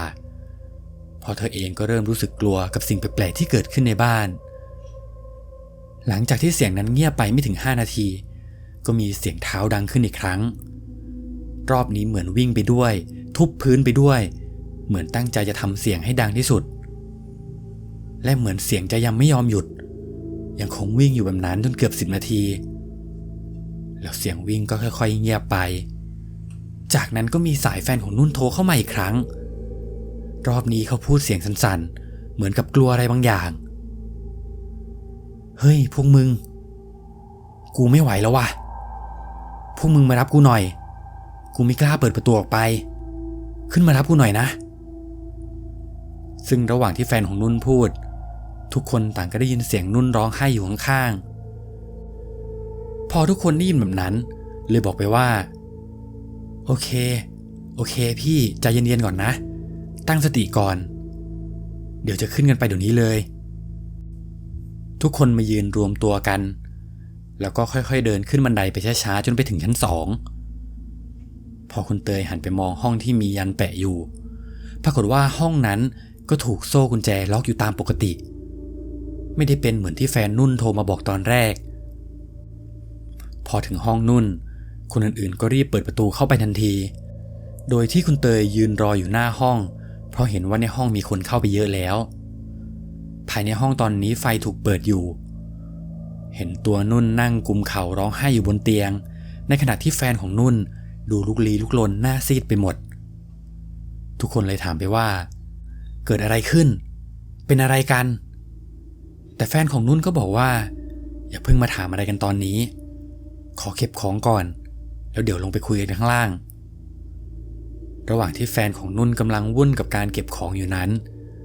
จู่ๆคุณเตยก็ได้ยินเสียงประตูแง้มเปิดออกมาจากด้านหลังเธอก็ค่อยหันไปมองตามเสียงเธอถึงกับตกใจเพราะเมื่อกี้เธอยังเห็นว่าประตูมันล็อกอยู่แต่ตอนนี้ประตูกลับค่อยๆเปิดออกมาช้าๆแล้วที่น่าตกใจไปกว่านั้นด้านบนบานประตูมีมือหนึ่งเอื้อมมาจับที่ขอบประตูข้างบนเอาไว้มือนั้นเป็นมือที่ขาวๆซีดๆและเล็บมีสีดำสกปรกเหมือนมีรอยดินเต็มไปหมดคุณเตยได้แต่ยืนช็อกทำอะไรไม่ถูกสายตายังคงจ้องมองไปที่ประตูบานนั้นในขณะที่ประตูยังคงเปิดอยู่ช้าๆสิ่งที่ทำให้คุณเตยเกือบช็อกก็คือระหว่างที่ประตูเปิดออกมีร่างผู้หญิงคนหนึ่งผมยาวเสื้อยืดสีขาวใส่ผ้าถุงสีดำกำลังเกาะกับประตูที่กำลังเปิดออกมาคุณเตยบอกว่าถ้าเห็นว่าร่างของผู้หญิงคนนั้นยืนอยู่ยังไม่น่ากลัวเท่ากับสิ่งที่เธอเห็นตอนนี้เพราะลักษณะผู้หญิงคนนั้นเธอกำลังเกาะประตูท่าทางเหมือนกับตุ๊กแกพอเธอเห็นแบบนั้นสติของเธอก็เกือบจะหลุดออกก่อนที่เธอจะได้ยินเสียงกรีดร้องออกมาจากด้านหลังเธอคุณเตยเหมือนจะดึงสติกลับมาได้เธอหันไปดูที่ห้องปรากฏว่าตอนนี้ทุกคนจ้องมองไปที่ประตูบานนั้นทั้งหมดและทุกคนก็เหมือนจะเห็นผู้หญิงคนนั้นเหมือนกันเหตุการณ์ตอนนั้นชุลมุนมากๆแฟนคุณเตยรีบคว้าแขนของเธอแล้วก็พาเธอวิ่งลงไปข้างล่างในขณะที่เพื่อนคนอื่นๆต่างก็กระโดดบางคนก็รีบวิ่งลงมาให้ไวที่สุดจนทุกคนมารวมตัวกันอยู่ที่ชั้นล่างแล้วในตอนนั้นเองก็ได้ยินเสียงร้องของนุ่นดังอยู่ข้างบนพอมองดูรอบๆปรากฏว่านุ่นไม่ได้วิ่งลงมาด้วยตอนนี้นุ่นอยู่ข้างบนคนเดียวแฟนนุ่นเห็นแบบนั้นเขาก็รีบวิ่งไปหานุ่นทันทีแต่พอไปถึงหน้าห้องปรากฏว่าตอนนี้นุ่นถูกล็อกอยู่ข้างในห้องก่อนประตูหน้าห้องถูกปิดเอาไว้ทำให้นุ่นไม่สามารถออกมาได้เขาตกใจมากทำอะไรไม่ถูกรีบดึงกลอนประตูเพื่อเปิดออกแล้วก็ดึงตัวนุ่นลงมาข้างล่างทันทีพอนุ่นลงมาถึงข้างล่างก็เหมือนว่าเธอจะสติหลุดไปแล้วใครถามอะไรก็ไม่ยอมตอบได้แต่นั่งร้องไห้อยู่แบบนั้นทุกคนคุยกันว่าพวกเราจะอยู่ที่นี่กันต่อไม่ได้แล้วเพราะที่เจอมามันหนักเกินไปแล้วในตอนนั้นเองก็มีเสียงประตูห้องข้างบนถูกปิดเสียงดังเหมือนมีคนผลักประตูแรงมากๆจนแรงสั่นไปทั้งบ้านซึ่งคุณเตยบอกว่าตอนนั้นพวกเขาเสียงดังมากมีทั้งเสียงร้องโวยวายทั้งเสียงคนวิ่งเสียงคนปิดเปิดประตูแต่กลับไม่มีชาวบ้านหรือเจ้าของบ้านเดินเข้ามาดูเลยหลังจากที่ได้ยินเสียงปิดประตูทุกคนต่างก็รีบวิ่งไปที่หน้าบ้านแล้วยังไม่จบแค่นั้นระหว่างที่พวกเขาวิ่งจนไปถึงถนนก็มีเสียงผู้หญิงดังขึ้นมาจากข้างในบ้านมึงจะไปไหนตอนแรกคุณเตยคิดว่าเป็นเจ้าของบ้านพอหันกลับไปก็เห็นแต่ความว่างเปล่าแล้วเหมือนว่าเสียงนั้นจะดังมาจากชั้น2ของบ้านด้วยทุกคนพากันรีบกลับไปที่ห้องของเพื่อนพี่ในกลุ่มแล้วก็ไปนั่งอัดกันอยู่ข้างในแบบนั้นต่างคนต่างก็ขวัญเสียกันหมดส่วนรุ่นพี่คนอื่นๆก็รีบเข้ามาปลอบแล้วก็ถามว่าไปเจออะไรกันมาคนแรกที่เริ่มตั้งสติได้ดูเหมือนจะเป็นแฟนของนุ่นเขาเล่าให้ฟังว่าตอนแรกที่เขาขึ้นไปบนห้องเห็นว่าประตูห้องที่มียันแปะถูกแง้มออกมานิดหน่อยเลยโทรมาถามคนข้างล่างว่าใครเป็นคนเปิดหลังจากวางสายเขาก็ไปอาบน้ำทำธุระส่วนตัวจนเสร็จแล้วก็ได้ยินเสียงคนวิ่งเลยโทรมาหาห้องข้างล่างอีกครั้งแล้วเขาก็พูดมาอีกว่าพวกมึงรู้ไหมเสียงวิ่งที่กูได้ยินจากตอนแรกที่คิดว่าเสียงมันดังมาจากพื้นห้องแต่พอมาฟังดี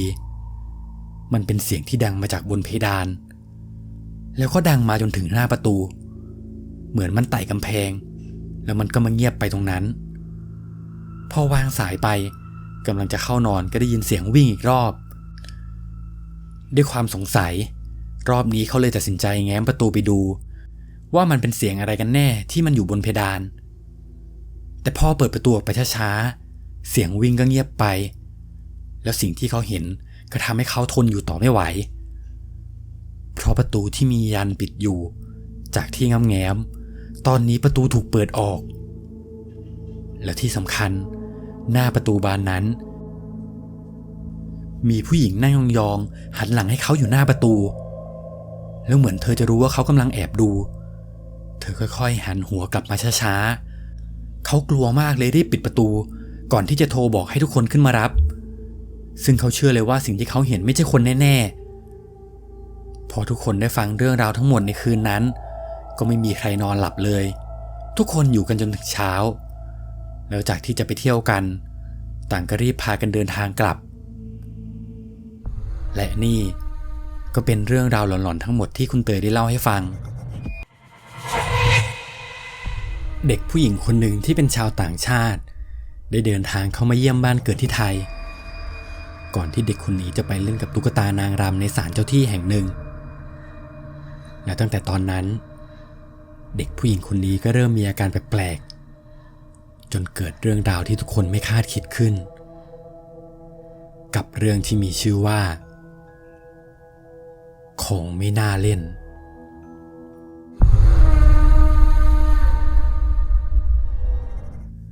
เรื่องนี้เป็นเรื่องราวของคนหนึ่งเหตุการณ์เกิดขึ้นเมื่อประมาณปี 2558 เรื่องราวทั้งหมดเกิดขึ้นกับครอบครัวของญาติคนหนึ่งซึ่งเธอคนนั้นเป็นลูกสาวของคุณป้าและคุณหนุ่มเองก็มักจะเรียกผู้หญิงคนนั้นว่าพี่ด้วยความที่เธอเองก็อายุมากกว่าแล้วคนหนึ่งก็รู้จักเธอมาตั้งแต่เด็กๆพอโตขึ้นพี่คนหนึ่งก็ได้ไปมีแฟนเป็นชาวต่างชาติชื่อว่าโทนี่และเธอก็ย้ายไปอยู่กับโทนี่ที่ต่างประเทศจนมีลูกสาวอยู่คนหนึ่งชื่อว่าชากิล่าเป็นลูกครึ่งไทยอังกฤษชากิล่าโตที่ต่างประเทศมาตั้งแต่เด็กและเธอก็ยังไม่เคยกลับมาเมืองไทยเลยสักครั้งทำให้เธอไม่สามารถพูดภาษาไทยได้จนเวลาผ่านมาเรื่อยๆชากิล่ามีอายุได้ประมาณ10 ขวบมีอยู่วันหนึ่งพี่สาวคนหนึ่งได้พาครอบครัวของเธอทั้งโทนี่และชากิล่ากลับมาเยี่ยมบ้านเกิดที่ไทย2 อาทิตย์พอมาถึงไทย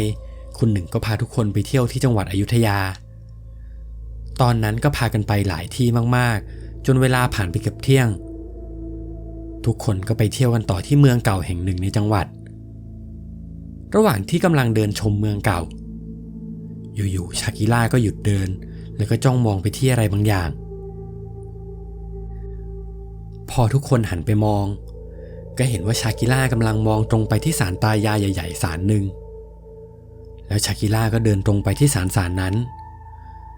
ตอนแรกทุกคนก็ไม่ได้สนใจอะไร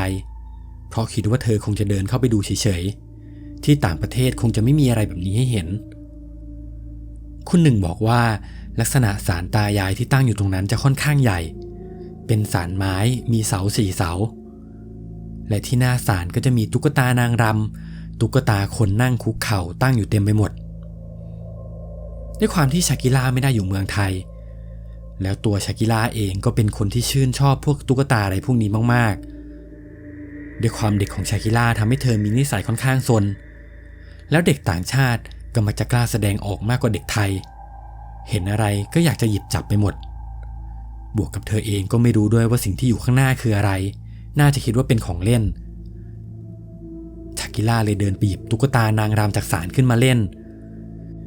พี่สาวคนหนึ่งเห็นแบบนั้นเธอก็รีบต่อว่าชากิล่าบอกให้ชากิล่าทิ้งตุ๊กตารูปปั้นไปแต่ดูเหมือนเธอจะชอบตุ๊กตาตัวนี้มากๆเธอไม่ยอมฟังแม่ของเธอยังคงกำตุ๊กตาตัวนั้นไว้แน่น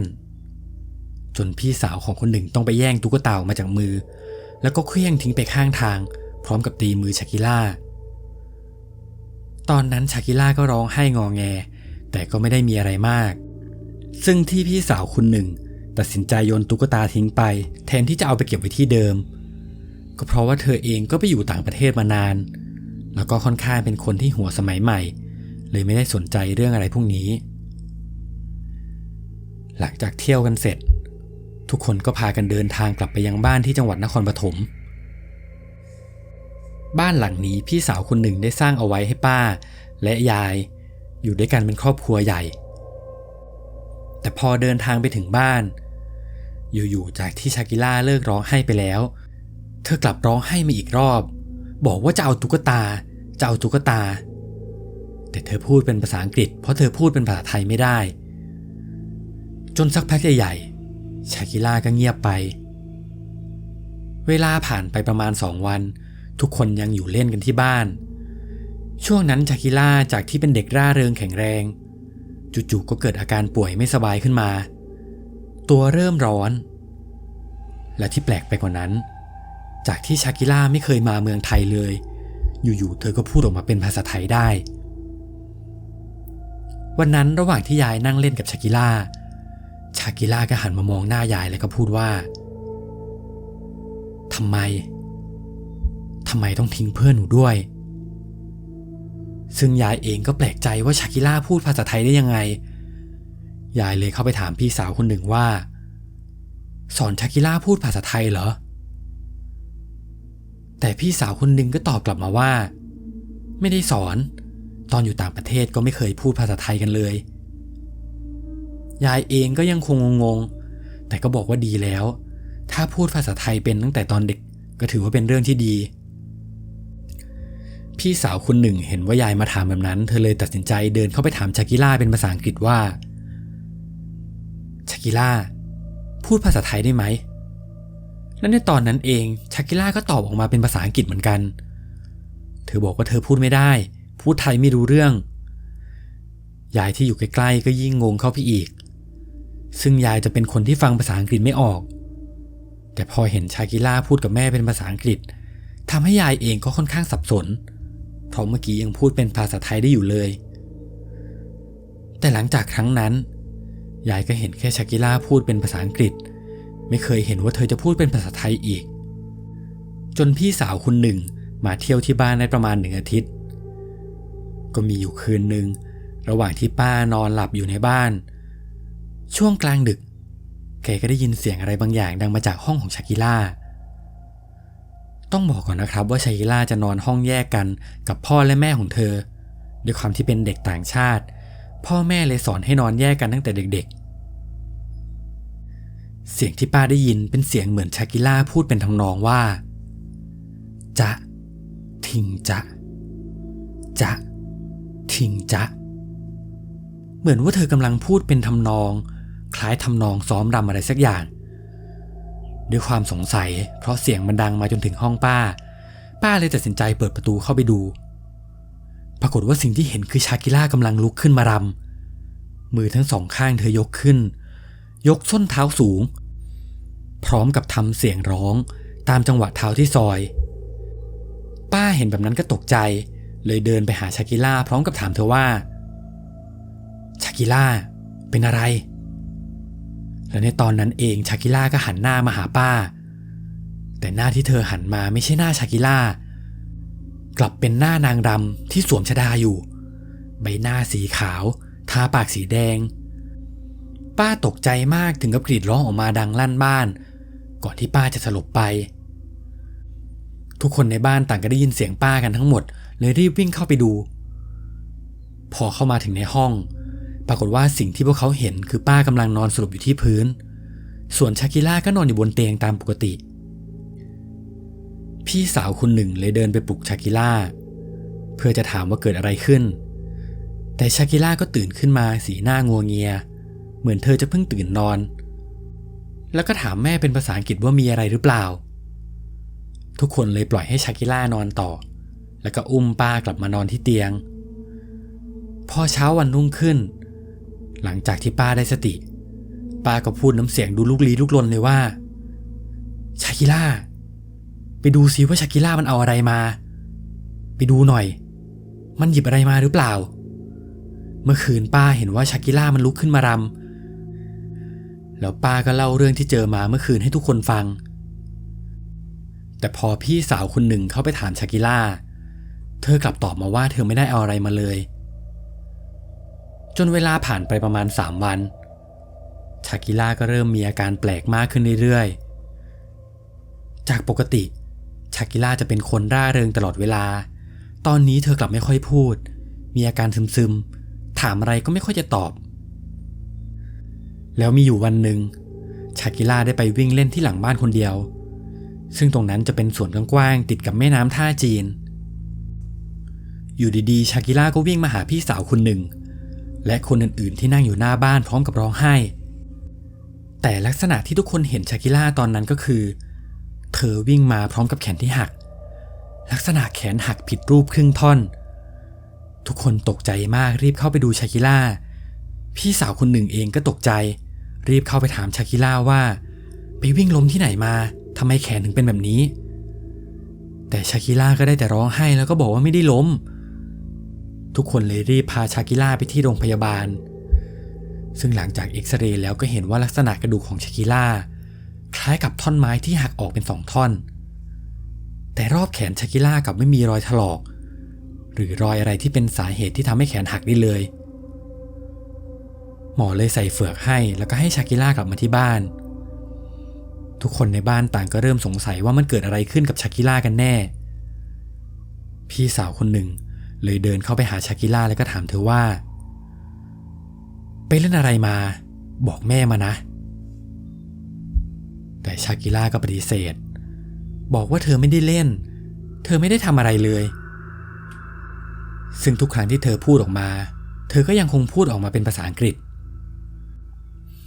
ช่วงหลังๆเองยายกับป้าก็ไม่ค่อยกล้าเข้าไปเล่นกับชากิล่าหลังจากที่เจอเหตุการณ์ครั้งนั้นยายก็เริ่มรู้สึกแปลกๆไม่ค่อยกล้าเข้าใกล้เธอแต่พอแขนเธอหักด้วยความที่ยายเองก็เป็นห่วงเลยเข้าไปถามชากิล่าว่าไปทำอะไรมาทำไมถึงแขนหักและตอนนั้นเองชากิล่าก็หันมามองยายตาแข็งพร้อมกับยกคิ้วสีหน้าเหมือนกับโกรธยายมากๆก่อนที่ชากิล่าจะทำให้ยายตกใจมากขึ้นไปอีกครั้ง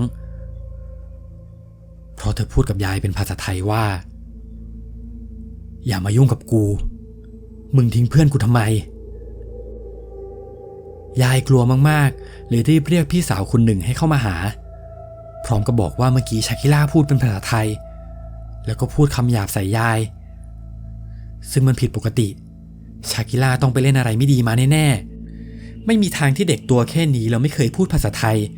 จะมาพูดอะไรแบบนี้ได้ง่ายๆมันต้องมีอะไรมากกว่านั้นแน่ๆแต่พี่สาวคนหนึ่งเองก็ยังคงไม่เชื่อคิดว่ายายน่าจะคิดมากไปเองจนมาถึงวันสุดท้ายก่อนที่พวกเขาจะกลับไปที่ต่างประเทศในวันพรุ่งนี้หลังจากที่ชากิล่าไปวิ่งเล่นที่สวนหลังบ้านเธอก็วิ่งร้องไห้กลับมาที่หน้าบ้านอีกครั้งแล้วรอบนี้สิ่งที่ทุกคนเห็นคือมือขวาของเธอหักห้อยแล้วก็แกว่งไปมาชากิล่าวิ่งเข้ามาหาแม่แล้วก็พูดว่ามือเธอหักอีกแล้วเธอก็ร้องไห้ทุกคนในบ้านต่างก็ตกใจอีกครั้งเลยรีบพาเธอเข้าไปหาหมออีกรอบแล้วหมอก็ใส่เฝือกให้ทำให้แขนทั้ง2 ข้างของชากิล่าตอนนี้จะใช้งานไม่ได้เลยถูกเฝือกดามไว้ทั้งหมดป้าเห็นแบบนั้นก็เริ่มรู้สึกไม่สบายใจ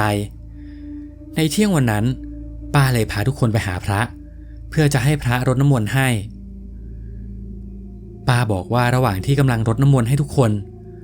อื่นๆต่างก็ยกมือขึ้นมาพนมไหว้หลวงพี่แต่ชากิล่ากลับทำตัวนิ่งๆพร้อมกับมองไปที่หลวงพี่ตาแข็งพอหลวงพี่รดน้ำมนต์มาโดนชากิล่าเธอก็ยังคงนั่งนิ่งๆอยู่แบบนั้นซึ่งขัดจากบุคลิกของเธอมากๆปกติเธอจะต้องวิ่งเล่น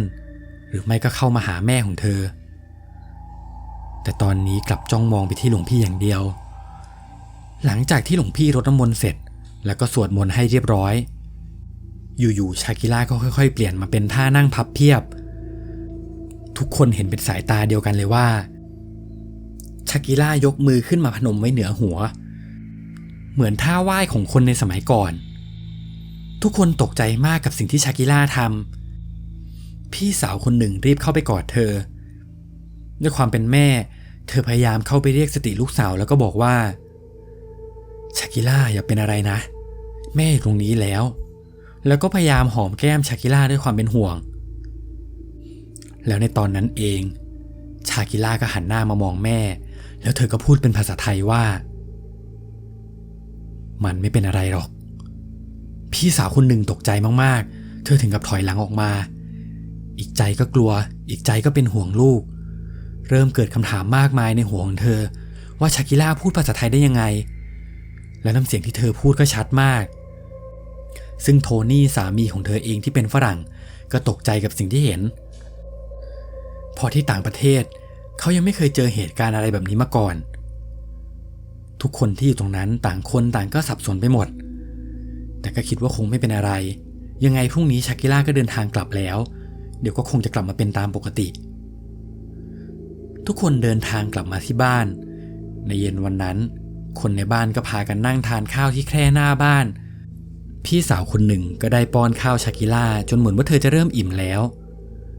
ชากิล่าก็เดินขึ้นไปบนบ้านแล้วเธอก็ไปเปิดทีวี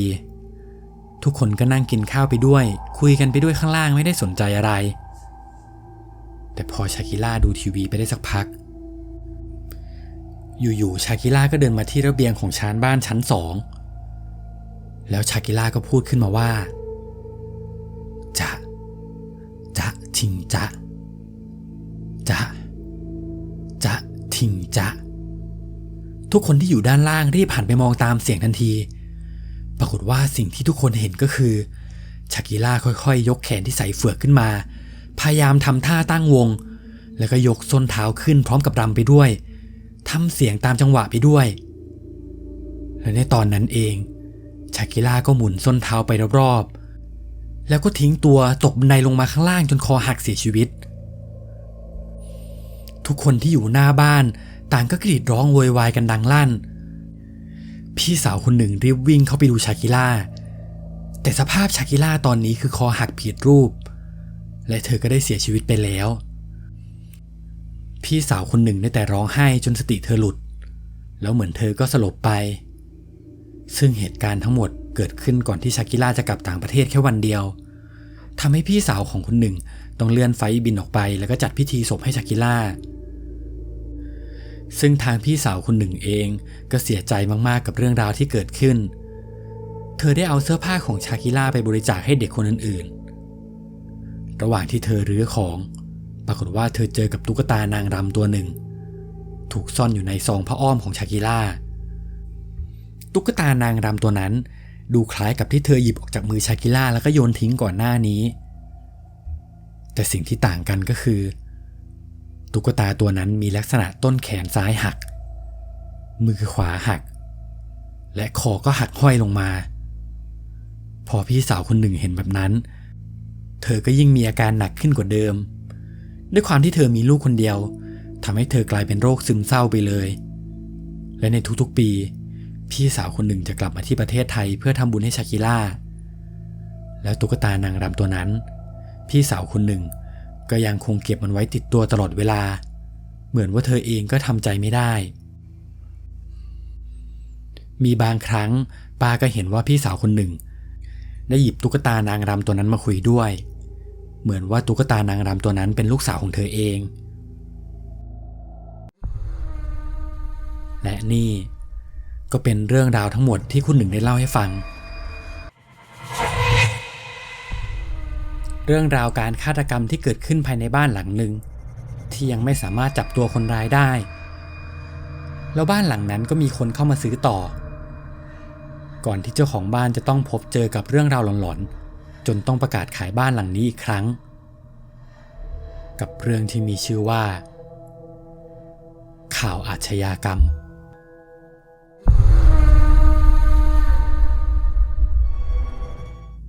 เรื่องนี้เป็นเรื่องราวของคุณเด่นซึ่งมีพี่นักข่าวที่ทำข่าวเกี่ยวกับอาชญากรรมคนหนึ่งได้เล่าให้เขาฟังอีกทีเหตุการณ์ย้อนกลับไปเมื่อ30 ปีก่อนซึ่งคดีนี้เป็นคดีที่ค่อนข้างดังมากในสมัยนั้นเรื่องราวเกิดขึ้นในบ้านหลังหนึ่งกลางเมืองกรุงเทพบ้านหลังนี้เป็นบ้านของคนรวยที่อยู่ด้วยกันกับแฟน2 คนซึ่งเป็นบ้านที่ค่อนข้างใหญ่และกว้างมากๆแล้วในกรุงเทพช่วงนั้นคนที่มีบ้านใหญ่โตขนาดนี้ได้ก็จะมีแค่ไม่ถึง20 หลังรวมถึงบ้านหลังนี้พี่นักข่าวบอกว่ามีวันหนึ่งทางเจ้าหน้าที่ตำรวจได้โทรแจ้งให้เขามาทำข่าวซึ่งเป็นเหตุการณ์ฆาตกรรมในบ้านหลังนี้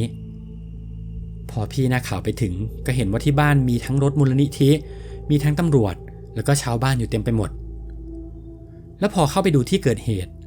ก็เห็นว่ามีศพผู้หญิงคนหนึ่งที่อยู่ในสภาพเริ่มจะเละไปแล้วศพได้ส่งกลิ่นเหม็นไปทั่วบริเวณบ้านแล้วลักษณะศพก็คือถูกหั่นเป็นชิ้นๆแล้วก็ยัดเข้าไปในบ่อเกลอะของบ้านเพื่ออำพรางศพ แต่ด้วยความที่ศพมีกลิ่นแรงมากเลยทำให้กลิ่นได้ลอยออกมาตามช่องระบายอากาศต่างๆแล้วคนในบ้านเองก็ได้กลิ่นเลยโทรแจ้งเจ้าหน้าที่ตำรวจให้เข้ามาดูก่อนที่จะเจอศพอย่างที่เขาได้เห็นแต่ก่อนหน้านี้เพื่อนบ้านก็บอกว่าเขาไม่เคยได้ยินเสียงคนทะเลาะหรือตบตีกันที่บ้านหลังนี้เลยมาเริ่มสงสัยอีกทีก็เริ่มมีกลิ่นเหม็นแล้วหลังจากเอาศพของผู้หญิงคนนี้ออกมาได้ทั้งหมด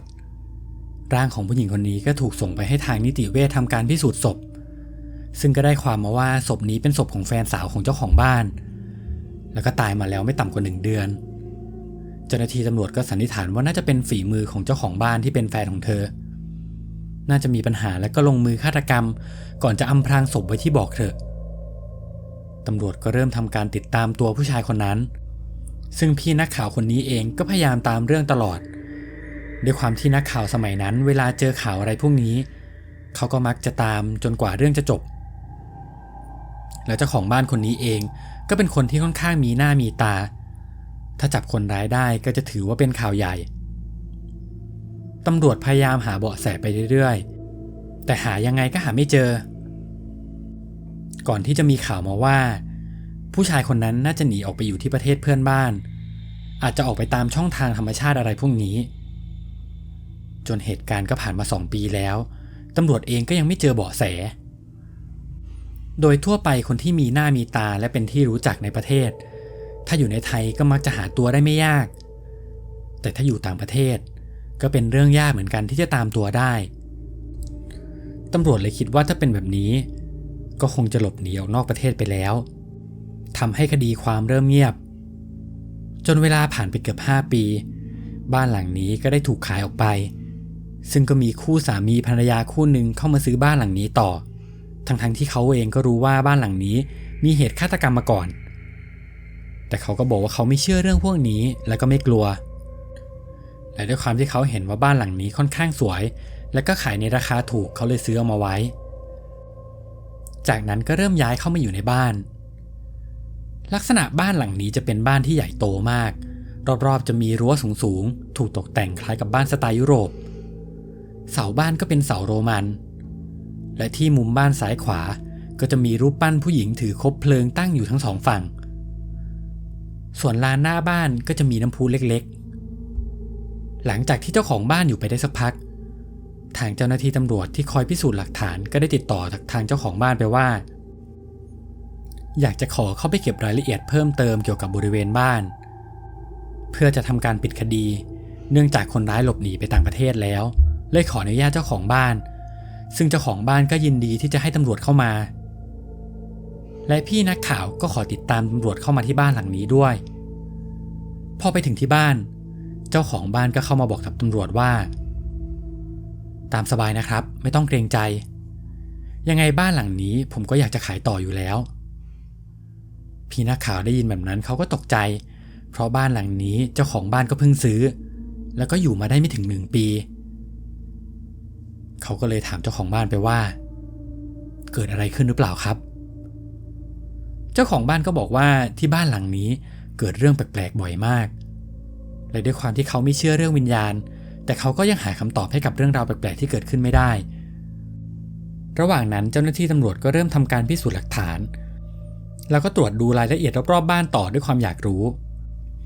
พี่นักข่าวเลยแยกตัวขอไปคุยกับเจ้าของบ้าน2 คนเขาถามเจ้าของบ้านไปว่า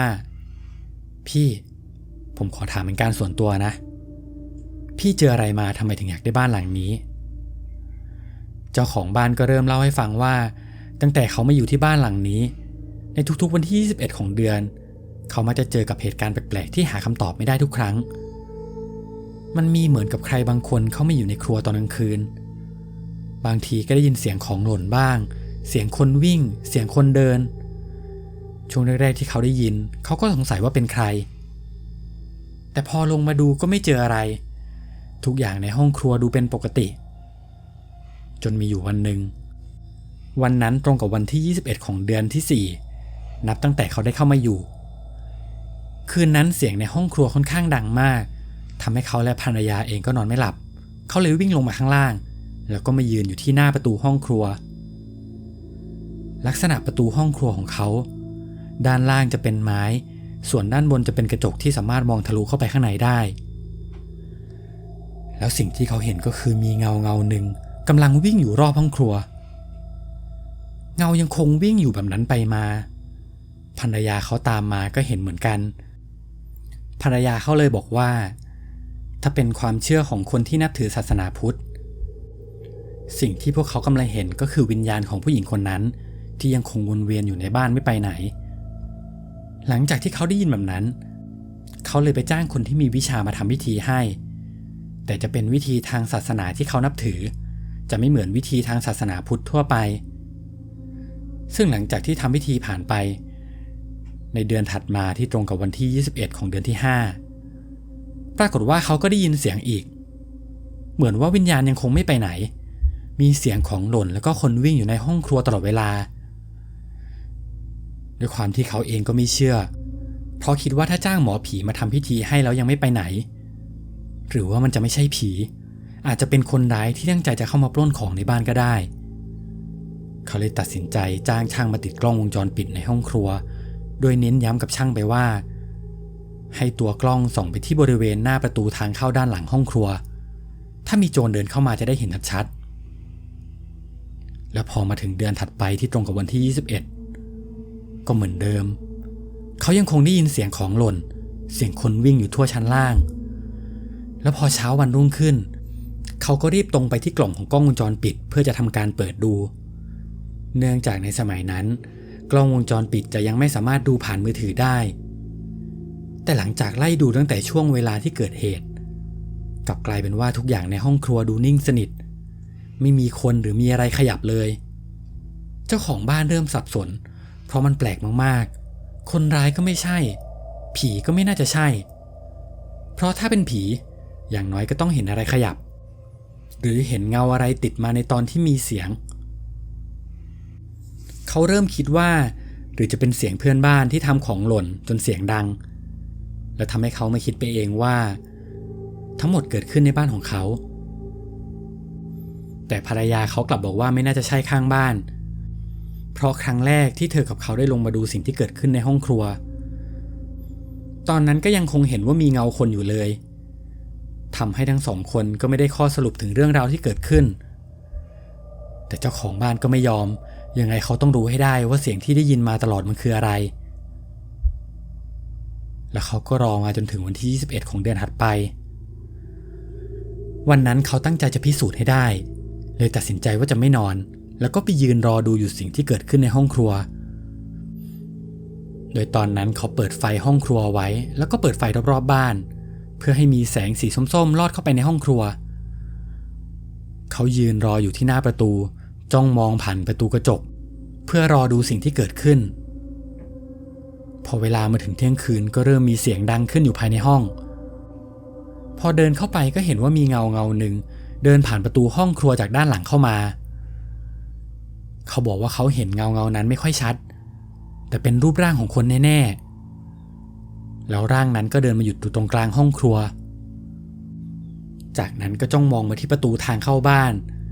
ซึ่งเจ้าของบ้านเองก็ยืนอยู่ฝั่งตรงข้ามประตูเหมือนว่าทั้งสองกำลังจ้องมองหน้ากันอยู่แล้วเจ้าของบ้านก็มีความรู้สึกเหมือนว่าเงานี้อยากให้เขาเดินตามไป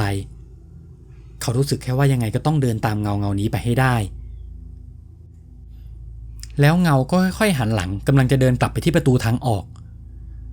เจ้าของบ้านเห็นแบบนั้นเขาก็รีบเปิดประตูเข้าไปทันทีแต่ทันทีที่เขาเปิดประตูด้านหลังก็ถูกเปิดออกเสียงดังเขาตกใจมากไม่รู้ว่าประตูเปิดออกไปได้ยังไงอาจจะเป็นเพราะแรงดันลมจากข้างในบ้านแต่เขาก็มั่นใจว่าประตูหลังบ้านได้ล็อกไว้ดีแล้วเขาค่อยๆเดินไปที่หลังบ้านเพื่อจะตามหาเงานั้นไปช้าๆก็เห็นว่าเงานั้นได้เดินตรงไปที่บริเวณหน้าบ้านจากนั้นก็เลี้ยวขวาชิดกำแพงไปเหมือนกำลังจะเลี้ยวไปที่ประตูหน้าบ้านซึ่งลักษณะห้องครัวของเขาจะอยู่ติดกับฝั่งซ้ายถ้าเดินตรงไปจนสุดหน้าบ้านเลี้ยวขวาก็จะเจอกับทางเข้าด้านหน้าเจ้าของบ้านค่อยๆเดินตามไปตรงนั้นก็จะมีต้นไม้ริมรั้วเต็มไปหมดพอเดินไปถึงจุดที่จะต้องเลี้ยวไปหน้าบ้านเขาส่องไฟฉายไปดูก็เห็นว่าเงานั้นเดินไปหลบอยู่ที่หลังรูปปั้นผู้หญิงที่ถือคบเพลิงเอาไว้ แล้วเงานั้นก็ทำท่าเหมือนกำลังแอบมองเขาอยู่เขาพยายามส่องไฟฉายไปดูแต่ก็เห็นว่าเงานั้นยังคงไม่ไปไหนยังแอบอยู่หลังรูปปั้นรูปนั้นทางเจ้าของบ้านเองก็เริ่มรู้สึกไม่ดีเพราะจุดนั้นก็ค่อนข้างมืดกลัวว่าจะไม่ปลอดภัยเผื่อตรงนั้นจะเป็นโจรขึ้นมาจริงๆเลยตัดสินใจกลับเข้าไปในบ้านแล้วก็เล่าเรื่องนี้ให้ภรรยาฟังพอภรรยาฟังเรื่องราวทั้งหมดก็เริ่มเกิดอาการกลัวเพราะไม่รู้ว่าเป็นผีหรือว่าเป็นคนกันแน่ซึ่งถ้าเป็นพวกโรคจิตเข้ามาที่บ้านเธอเองก็กลัวว่าจะเป็นอันตรายทำให้เขาเริ่มอยากย้ายออกจากบ้านหลังนี้เพราะเริ่มรู้สึกว่ามันไม่ปลอดภัยหลังจากที่นักข่าวได้ฟังเรื่องทั้งหมดเขาก็บอกกับเจ้าของบ้านไปว่าหรือวิญญาณอาจจะมีเจตนาอะไรหรือเปล่าที่พาคุณออกไปข้างนอกวิญญาณอาจจะตั้งใจมาพาคุณไปที่บ่อเกลอะตรงจุดที่เขาตายหรือเปล่าแต่เจ้าของบ้านก็บอกว่าไม่น่าจะใช่เพราะถ้าออกมาจากห้องครัวไปบ่อเกลอะจะต้องเลี้ยวขวาแต่เงานั้นกลับพาเขาเลี้ยวไปทางซ้ายเหมือนตั้งใจจะให้เขาไปที่รูปปั้นพี่นักข่าวเริ่มสงสัยแล้วว่ารูปปั้นนั้นมันมีอะไรทำไมวิญญาณถึงไปอยู่ตรงนั้นและตอนนั้นเองพี่เจ้าของบ้านก็นึกขึ้นอะไรได้บางอย่างแล้วเขาก็พูดขึ้นมาว่าจริงๆผมก็เริ่มเอะใจกับรูปปั้นนั้นแล้วเหมือนกันนะเพราะว่าทุกๆวันที่21ของเดือนหลังจากเหตุการณ์นั้นจากที่เขาเคยเจอเสียงหรือคนมาวิ่งในห้องครัวตอนนี้เขาไม่เจอแล้วแต่กลับเจอคนแอบอยู่หลังรูปปั้นนั้นแทนแล้วเงานั้นก็ทำท่าทางแอบมองเขาตลอดจนบางทีพอถึงวันที่21เขามักจะพาภรรยาออกไปทานข้าวข้างนอกออกไปเที่ยวบ้างเพื่อที่จะได้ไม่ต้องเจอวิญญาณแต่สุดท้ายก็ต้องกลับมาบ้านทุกครั้งแล้วไม่ว่าจะกลับดึกแค่ไหนก็ยังคงเจอเงานั้นแอบมองอยู่เสมอซึ่งเจ้าของบ้านก็ไม่ได้เห็นคนเดียวภรรยาเขาเองก็เห็นเหมือนกันพี่นักข่าวก็ยิ่งเกิดข้อสงสัยมากขึ้นไปอีกเลยบอกพี่เจ้าของบ้านไว้ว่าผมขอไปดูที่รูปปั้นหน่อยนะว่ามีอะไรแปลกๆหรือเปล่าตอนนี้ตอนกลางวันก็ไม่น่าจะมีอะไรเจ้าของบ้านเลยพาเขาไปดูที่รูปปั้นข้างหน้าซึ่งรูปปั้นทั้งซ้ายและขวาเป็นรูปปั้นรูปเดียวกันลักษณะเป็นผู้หญิงถือคบเพลิงและจะมีฐานรองรูปปั้นด้านล่างแต่สิ่งที่ผิดปกติก็คือฐานรูปปั้นทางด้านขวากลับมีลวดลายสวยงามแต่ว่าฐานรูปปั้นทางด้านซ้ายกลับเป็นฐานปูนเรียบๆไม่ได้ถูกเขียนลวดลายอะไรเอาไว้พี่นักข่าวเริ่มเอะใจเลยเดินเข้าไปบอกเจ้าหน้าที่กองพิสูจน์หลักฐานว่ามันต้องมีอะไรแปลกๆเกี่ยวกับรูปปั้นนี้แน่ๆแต่เจ้าหน้าที่ก็บอกว่าถ้าเกิดว่ามันเป็นเรื่องที่เกินคำอธิบายและพิสูจน์ไม่ได้มันก็จะไม่ส่งผลกับคดีนะจากนั้นเจ้าหน้าที่ก็เก็บของทั้งหมดแล้วก็เดินทางกลับไปพร้อมกับพี่นักข่าวแต่เรื่องนี้ก็ยังติดอยู่ในใจของเขาเลยตัดสินใจกลับไปที่บ้านหลังนั้นด้วยตัวคนเดียวแล้วก็เข้าไปบอกกับเจ้าของบ้านว่าถ้าคุณอยากให้เรื่องนี้มันเคลียร์ผมว่าเราเอารูปปั้นตัวนั้นลงมาดูกันไหมเอาลงมาดูให้เห็นกันไปเลยว่ามันมีอะไรกันแน่จะได้หายสงสัยแล้วถ้าไม่มีอะไรอย่างน้อยพี่จะได้เปลี่ยนฐานรูปปั้นให้เหมือนกันจะได้ดูสวยงามเจ้าของบ้านเลยตอบตกลงจากนั้นทั้งพี่นักข่าวและเจ้าของบ้านกับคนสวนก็พากันไปอุ้มรูปปั้นนั้นออกมาซึ่งหลังจากที่รูปปั้นถูกโยกออกจากฐานรูปปั้นก็ร้าวออกมาทันทีตอนนั้นทุกคนตกใจมากเพราะฐานเป็นปูนล้วนๆไม่น่าจะแตกร้าวได้ง่ายขนาดนี้แล้วพอมองเข้าไปในรอยแตกกลายเป็นว่าเห็นเป็นผืนผ้าสีขาวผืนหนึ่งอยู่ข้างในทุกคนค่อยๆงัดฐานปูนออกมาดูยิ่งปูนแตกก็ยิ่งเห็นว่าผ้าผืนนั้นถูกมัดเป็นผืนกลมๆลักษณะเท่ากับไหใบใหญ่แล้วก็มีกลิ่นสาบออกมาจากกองผ้านั้นพี่นักข่าวเลยบอกว่าเอางี้เดี๋ยวเราโทรแจ้งเจ้าหน้าที่ตำรวจให้มาดีกว่าแล้วพอเจ้าหน้าที่มาถึงปรากฏว่าสิ่งที่อยู่ข้างในผ้าผืนนั้นก็คือศพของผู้ชายและร่างก็ได้เน่าเปื่อยไปหมดแล้วหลังจากเห็นแบบนั้นพี่นักข่าวก็ยิ่งอยากรู้เข้าไปอีกว่าเรื่องนี้มันต้องไม่ปกติแล้วแน่ๆต้องรู้ให้ได้ว่าคนที่อยู่ในผ้าขาวคือใครหลังจากศพถูกเอาไปชันสูตรกว่าจะรู้ผลก็เกือบเดือนและสิ่งที่ตำรวจบอกก็คือ ศพนั้นคือศพของเจ้าของบ้านคนเก่าที่เป็นผู้ต้องสงสัยว่าฆาตกรรมแฟนสาวของเขาพอผลตรวจออกมาแบบนั้นก็ทำให้คดีพลิกถ้าเจ้าของบ้านไม่ได้เป็นคนฆ่าแล้วใครเป็นคนฆ่าพวกเขาทั้งสองตอนนี้คนร้ายก็ยังคงลอยนวลอยู่คดีนี้ก็ถูกรื้อขึ้นมาทำใหม่แต่ตอนนั้นตำรวจก็ได้ไปตรวจพบหลักฐานบางอย่างที่ติดกับศพของผู้ชายทำให้มัดตัวคนร้ายได้ซึ่งคนร้ายก็ไม่ใช่ใครที่ไหนเป็นคนในละแวกนั้นเองหลังจากจับตัวคนร้ายได้คนร้ายก็เข้ามาสารภาพว่าผู้ชายเขาเป็นคนฆ่าก็จริงแต่ผู้หญิงเขาไม่ได้เป็นคนฆ่าคนที่ฆ่าผู้หญิงก็คือแฟนของเธอและที่เธอถูกฆ่าก็เพราะว่าถูกจับได้ว่าผู้หญิงคนนี้เป็นชู้กับเขาแฟนเธอเลยฆ่าจากนั้นก็หั่นศพเพื่อที่จะอำพรางแต่เขาก็เข้ามาเห็นพอดีเลยโกรธมากๆแล้วก็ได้ทำการฆ่าผู้ชายคนนั้นอีกทีหลังจากที่มีศพ2 ศพก็ไม่รู้ว่าจะทำยังไงเลยเอาศพของผู้หญิงคนนั้นไปทิ้งที่บ่อเกลอะเพราะศพถูกหั่นเอาไว้แล้วส่วนศพของผู้ชายก็ถูกเอามาอำพรางใต้ฐานของรูปปั้นพอเรื่องทั้งหมดถูกคลี่คลายก็ทำให้สามารถปิดคดีนี้ได้ซึ่งเรื่องราวทั้งหมดพี่นักข่าวก็คิดว่าวิญญาณของผู้ชายน่าจะมาบอกเจ้าของบ้านคนใหม่ว่าเขาอยู่ตรงไหนเพื่อต้องการให้คลี่คลายคดีนี้และนี่ก็เป็นเรื่องราวหลอนๆทั้งหมดที่คุณเด่นได้เล่าให้ฟังเรื่องเล่าจากหลวงพี่ท่านหนึ่งที่เกี่ยวกับเหตุการณ์ในอดีตของชาวบ้านที่ชอบออกไปหาปลาตอนกลางคืนในละแวกนั้นแล้วก็ได้เผลอพูดอะไรออกมาโดยที่ไม่ทันได้คิดซึ่งคำพูดนี้เองที่ทำให้เขาต้องพบเจอกับเรื่องราวหลอนๆกับเรื่องที่มีชื่อว่ายายเมียน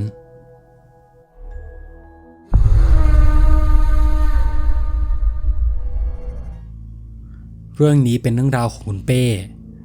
เหตุการณ์เกิดขึ้นในช่วงที่เขาได้บวชใหม่ๆตอนนั้นคุณเป้บวชกับน้องชาย2 คน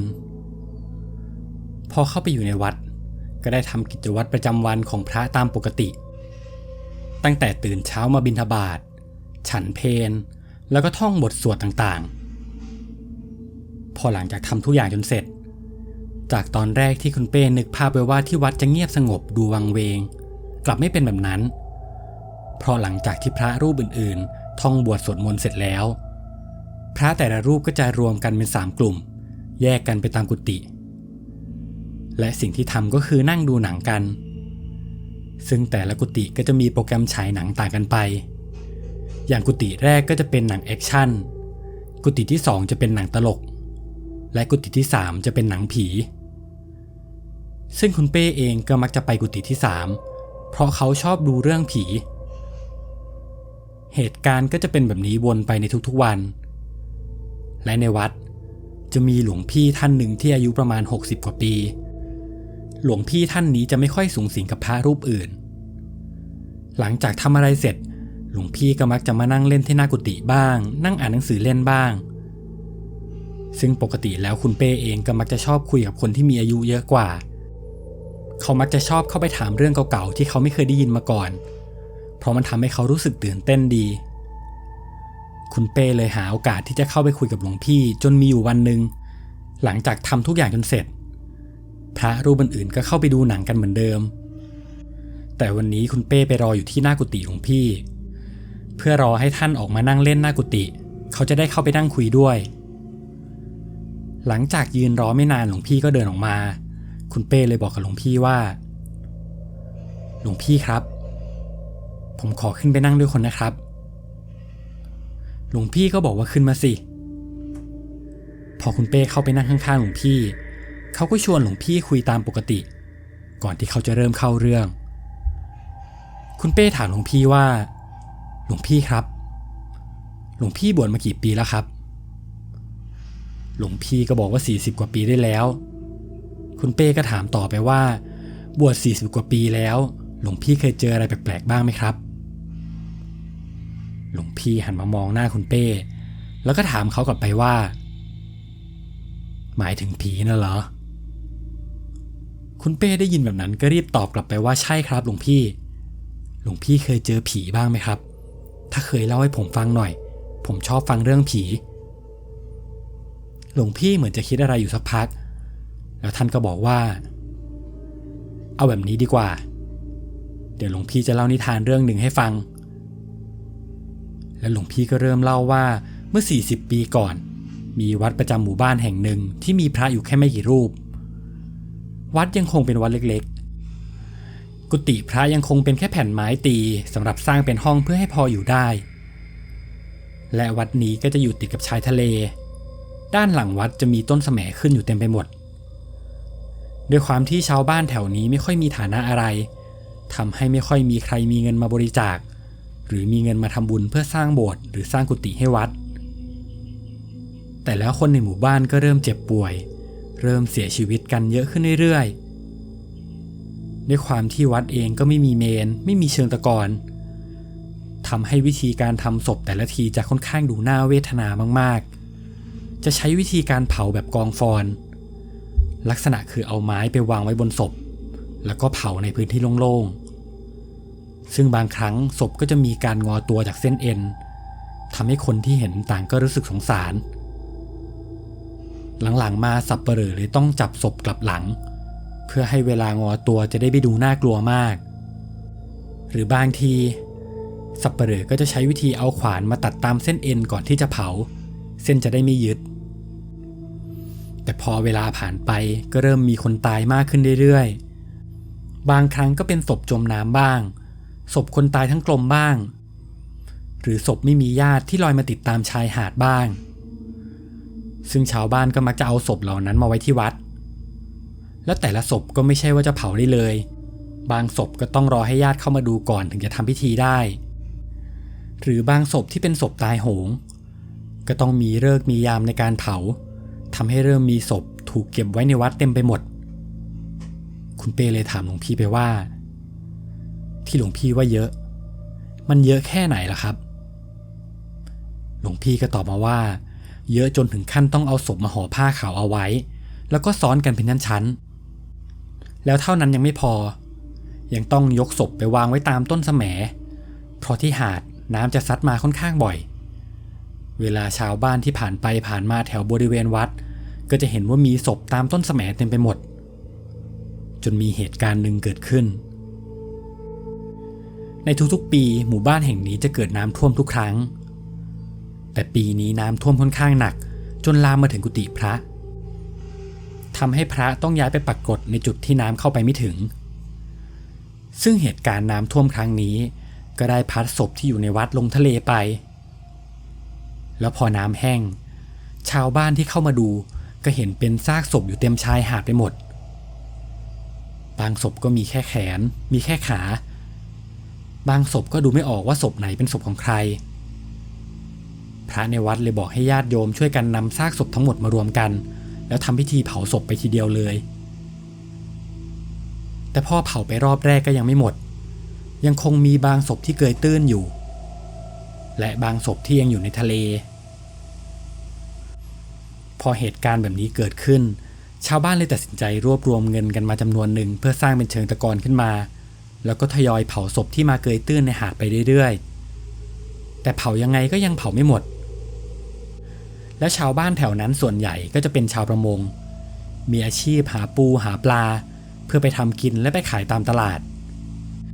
แล้วจุดที่มีปูเยอะที่สุดก็จะเป็นหลังวัดจุดที่ต้นแสมขึ้นเพราะเป็นพื้นที่ที่อุดมสมบูรณ์มากพอชาวบ้านเข้าไปหาปูหาปลาตอนกลางคืนก็มักจะมีบางคนที่เห็นเงายืนอยู่ริมชายหาดบ้างหรือบางคนที่ลากแหหาปลาก็มักจะเจอเศษกระดูกของศพปะปนมาด้วยหรือบางคนก็มักจะเจอผีหลอกจนชาวบ้านเริ่มเอามาเล่าให้คนอื่นๆฟังพระในวัดเลยแก้ปัญหาโดยการแปะป้ายติดเอาไว้ในบริเวณหลังวัดว่าผีดุห้ามเข้า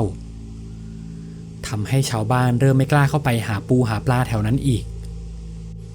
จนมีคนในหมู่บ้านคนหนึ่งชื่อว่านายก่ำอายุ20 กว่าปีในตอนนั้นซึ่งก็เป็นวัยรุ่นที่มักจะหาปูหาปลาไปขายตามตลาดวันนั้นนายก่ำได้เตรียมอุปกรณ์สำหรับหาปลา รวมถึงตะเกียงแก๊สในสมัยก่อนเพื่อส่องหาปูนายก่ำมักจะชอบไปหาปูอยู่โซนใกล้ๆกับวัดเพราะตรงนั้นจะมีปูค่อนข้างเยอะแต่นายก่ำจะไปรอเพื่อให้น้ำลดลงก่อนซึ่งพื้นที่ตรงนั้นน้ำจะลงประมาณช่วง3 ทุ่มกว่าๆนายก่ำก็มักจะไปยืนรอเวลาประมาณ3 ทุ่มระหว่างนั้นก็ไปเจอกับยายคนหนึ่งชื่อว่ายายเมียนยายเมียนจะเป็นยายแก่ๆอายุประมาณ50 กว่าปีแกไม่มีลูกไม่มีหลานอยู่ในหมู่บ้านนี้คนเดียวและบ้านแกก็จะเป็นกระต๊อบเล็กๆอยู่ท้ายหมู่บ้านซึ่งอยู่ถัดจากบ้านคนอื่นๆไปหลายกิโลยายเมียนจะมีนิสัยค่อนข้างปากร้ายพูดจาไม่ค่อยเพราะสักเท่าไหร่ทำให้คนในหมู่บ้านหลายคนมักจะไม่ชอบแกและตอนนั้นนายก่ำก็เห็นว่ายายเมียนกำลังเดินไปหาปูเหมือนกันแต่สิ่งที่นายก่ำเห็นคือยายเมียนกำลังข้ามไปในบริเวณหลังวัดเขาเลยตะโกนไปหายายเมียนว่ายายเมียนจะไปไหนไม่เห็นป้ายเหรอผีดุไม่กลัวหรือไงยายเมียนได้ยินแบบนั้นก็ตะโกนกลับมาว่าข้าไม่กลัวหรอกผีอะไรมันมีจริงที่ไหนถ้ามามัวกลัวผีขี้ขาตาขาวเหมือนเองข้าก็อดตายสิวะและยายเมียนก็หัวเราะใส่นายก่ำตอนนั้นนายก่ำโมโหมากเพราะเขาเองก็เตือนด้วยความหวังดีแต่ยายเมียนกลับมาด่าเขาเลยยกมือขึ้นมาพนมแล้วก็พูดขึ้นว่าสาธุ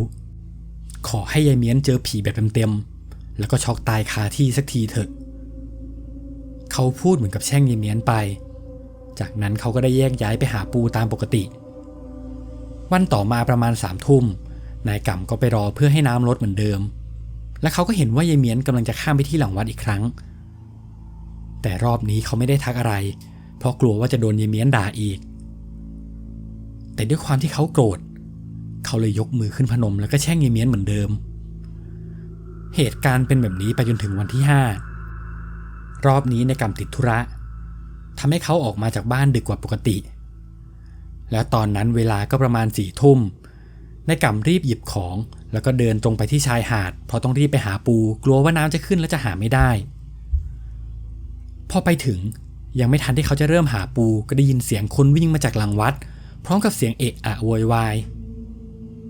พอคนนั้นวิ่งมาใกล้นายก่ำก็ได้เอาตะเกียงส่องไปดูก็เห็นว่าคนที่วิ่งมาตรงนั้นก็คือยายเมียนแกวิ่งหน้าตาตื่นเหมือนกลัวอะไรบางอย่างยายเมียนได้มาหยุดหอบอยู่ใกล้ๆนายก่ำแล้วก็พยายามพูดแต่ก็พูดไม่ได้สับจนนายก่ำเข้าไปพยุงนายเมียนขึ้นมาแล้วก็บอกว่ายายเมียนใจเย็นๆก่อนหายใจแล้วก็ตั้งสตินะยายไปเจออะไรมาไหนเล่าให้ผมฟังหน่อยพอยายเมียนค่อยๆรวบรวมสติได้แกก็บอกว่าแกเพิ่งโดนผีหลอกมาตรงท้ายวัดนายก่ำถึงกับรีบบอกไปเลยว่าผมบอกยายแล้วใช่ไหมว่าแถวนั้นผีมันดุยายก็ไม่เชื่อผมเองแล้วยายไปเจอมายังไงถึงได้วิ่งมาตรงนี้ได้ยายเมียนบอกว่าก่อนหน้านี้แกไปหาปูที่หลังวัดรู้สึกว่าวันนี้ปูเยอะมากๆแล้วก็มีปูแสมเดินอยู่เต็มชายหาดไปหมดซึ่งปูก็ไม่วิ่งหนีด้วยทำให้ยายจับปูมาใส่ได้เต็มคลองที่เตรียมมาและระหว่างนั้นยายเมียนก็หันไปเจอกับปูทะเลตัวใหญ่ตัวหนึ่งเดินผ่านหน้าแกไปซึ่งปูทะเลจะขายได้ราคาดีมากๆปูตัวนั้นเดินเข้าไปในหลุมยายเมียนเลยเดินตามไปแล้วก็เอาตะขอใหญ่เข้าไปในรูเพื่อจะจับปูตัวนั้นขึ้นมาและสักพักปูทะเลก็ติดตะขอยายเมียนเลยชักตะขอออกมาก็เห็นว่าปูตัวใหญ่มากจริงๆยายเมียนรีบเอาเชือกมามัดปูในขณะที่ตะขอถูกวางไว้คารูจากนั้นแกก็หันไปด้านหลังเพื่อจะเอาปูใส่คล้องแต่ปรากฏว่าตอนนี้คล้องอยู่ห่างจากตัวแกประมาณเกือบ5 เมตรยายเมียนก็งงแต่แกก็คิดว่าตอนที่เดินตามปูตัวนี้มาแกคงจะลืมคล้องเอาไว้ยายเมียนเลยเดินไปหยิบคล้องกลับมาใส่ปูจากนั้นยายเมียนก็เอามือไปจับตะขอกำลังจะหยิบออกมาแต่ปรากฏว่าตะขอได้ขยับพอแกจับตะขอดูดีๆก็เหมือนว่าจะมีปูอีกตัวอยู่ข้างในยายเมียนเลยพยายามใหญ่อีกครั้งจนปูติดออกมายายเมียนรีบดึงตะขอออกมาทันทีก็เห็นว่า เป็นปูทะเลอีกตัวที่ใหญ่มากๆใหญ่กว่าตัวก่อนหน้านี้ซะอีกตอนนั้นยายเมียนดีใจมากรีบเอาเชือกมามัดปูแล้วก็หันไปด้านหลังเพื่อจะเอาปูเก็บไว้ในคล้องแต่รอบนี้คล้องกลับไม่ได้อยู่ที่ด้านหลังแต่กลับอยู่ห่างออกไปเกือบ10 เมตรซึ่งห่างกว่าก่อนหน้านี้ซะอีกยายเมียนเริ่มรู้สึกแปลกๆแต่แกก็พยายามคิดว่าแกน่าจะหลงลืมไปเองยายเมียนเลยเดินไปหยิบคล้องมาอีกครั้งแล้วก็เดินกลับมาที่รูเหมือนเดิมด้วยความที่แกเห็นว่ามีปูทะเล2 ตัวอยู่ในรูนี้ถ้าอย่างนั้นก็น่าจะมีตัวที่3ยายเมียนเลยลองแหย่ตะขอเข้าไปอีกครั้งแล้วรอบนี้ตะขอก็ติดปูอีกซึ่งปูก็ได้ดึงตะขอแรงมากจากแรงดึงยายเมียนรู้เลยว่าปูตัวนี้ต้องใหญ่กว่า2 ตัวก่อนหน้านี้แน่ๆแกคิดในใจว่าวันนี้แกคงโชคดีแล้วถ้าปูตัวใหญ่หลายกิโลแกคงไม่ต้องมาหาปูอีกหลายวันยายเมียนเอาคล้องที่อยู่ข้างๆตัวมาตั้งไว้ด้านหน้าเพื่อไม่ให้คล้องหายไปอีกระหว่างที่ยายเมียนพยายามแหย่ปูอยู่นั้นอยู่ๆก็มีลมอะไรบางอย่างพัดมาทั่วบริเวณนั้นซึ่งเป็นลมที่แรงมากๆจนต้นแสมโน้มลงเกือบติดพื้นยายเมียนเองก็ตกใจพยายามหมอบเพื่อรอให้ลมหยุดแต่แล้วไม่นานเหตุการณ์ก็กลับมาเป็นปกติยายเมียนหันไปจับตะขอต่อพยายามจะดึงปูที่อยู่ในรูขึ้นมาพอดึงมาได้ยายเมียนก็ถึงกับช็อกเพราะสิ่งที่ติดกับตะขอมามันไม่ใช่ปูแต่กลับเป็นหัวกะโหลกของคนที่กำลังกัดตะขออยู่และตอนนั้นเองกะโหลกก็พูดขึ้นมาว่าอีเมียนมึงได้ปูมากไหมแล้วหัวกะโหลกก็หัวเราะดังลั่นยายเมียนตกใจมากถึงกับโยนตะขอทิ้งไปแล้วมือแกก็ไปโดนกับคล้องที่อยู่ข้างหน้าทำให้คล้องคว่ำลงสิ่งที่น่าตกใจยิ่งไปกว่านั้นก็คือสิ่งที่ออกมาจากคล้องกลับไม่ใช่ปูแต่เป็นเศษชิ้นส่วนของศพกระจัดกระจายเต็มไปหมดยายเมียนมองไปรอบๆก็เห็นว่ามีวิญญาณของผู้หญิงวิญญาณของผู้ชายแล้วก็วิญญาณของเด็กที่มีสภาพดูน่าสยดสยองมากๆยืนอยู่บริเวณนั้นแกถึงกับสติแตกแล้วก็วิ่งหนีออกมาจนมาเจอกับนายกำพอนายกำได้ยินแบบนั้นจากตอนแรกที่โกรธเพราะยายเมียนมาด่าก็กลายเป็นความรู้สึกสงสารนายกำเลยบอกยายเมียนไปว่าไม่เป็นอะไรแล้วนะยายคงไม่มีอะไรแล้วเดี๋ยวผมเดินไปส่งที่บ้านยายอยู่ที่ไหนยายเมียนก็ชี้ไปข้างหน้าแล้วก็บอกว่าไปทางนั้นไอ้หนุ่มนายกำก็เดินกลับมาเป็นเพื่อนของยายเมียนจนเห็นกระต๊อบหลังหนึ่งอยู่ไกลๆแล้วในตอนนั้นเองนายกำก็เห็นว่ามีอะไรบางอย่างตะคุ่มอยู่บริเวณร่องน้ำตอนนั้นเขายังมองเห็นไม่ชัดแต่ดูแล้วน่าจะเป็นตัวเงินตัวทองนายกำก็คิดในใจเลยว่าถ้าวันนี้กลับไปหาปูยังไงก็ไม่ทันแน่ๆอย่างน้อยก็เอาตัวเงินตัวทองนี่แหละกลับไปทำอาหารกินนายกำเลยค่อยๆย่องตามตัวเงินตัวทองตัวนั้นไปจนเห็นว่าตัวเงินตัวทองคลานเข้ามาในกระต๊อบนายกำคิดว่าถ้าเป็นแบบนี้ก็จับได้ง่ายๆเพราะว่าถ้าอยู่ในกระต๊อบแล้วมันก็คงหนีได้ค่อนข้างยากนายกำเลยค่อยๆย่องเข้าไปที่หน้ากระต๊อบแล้วก็เอาไฟจากตะเกียงส่องนำทางไปก่อนนายกำค่อยๆแง้มประตูออกจนประตูเปิดเกือบครึ่ง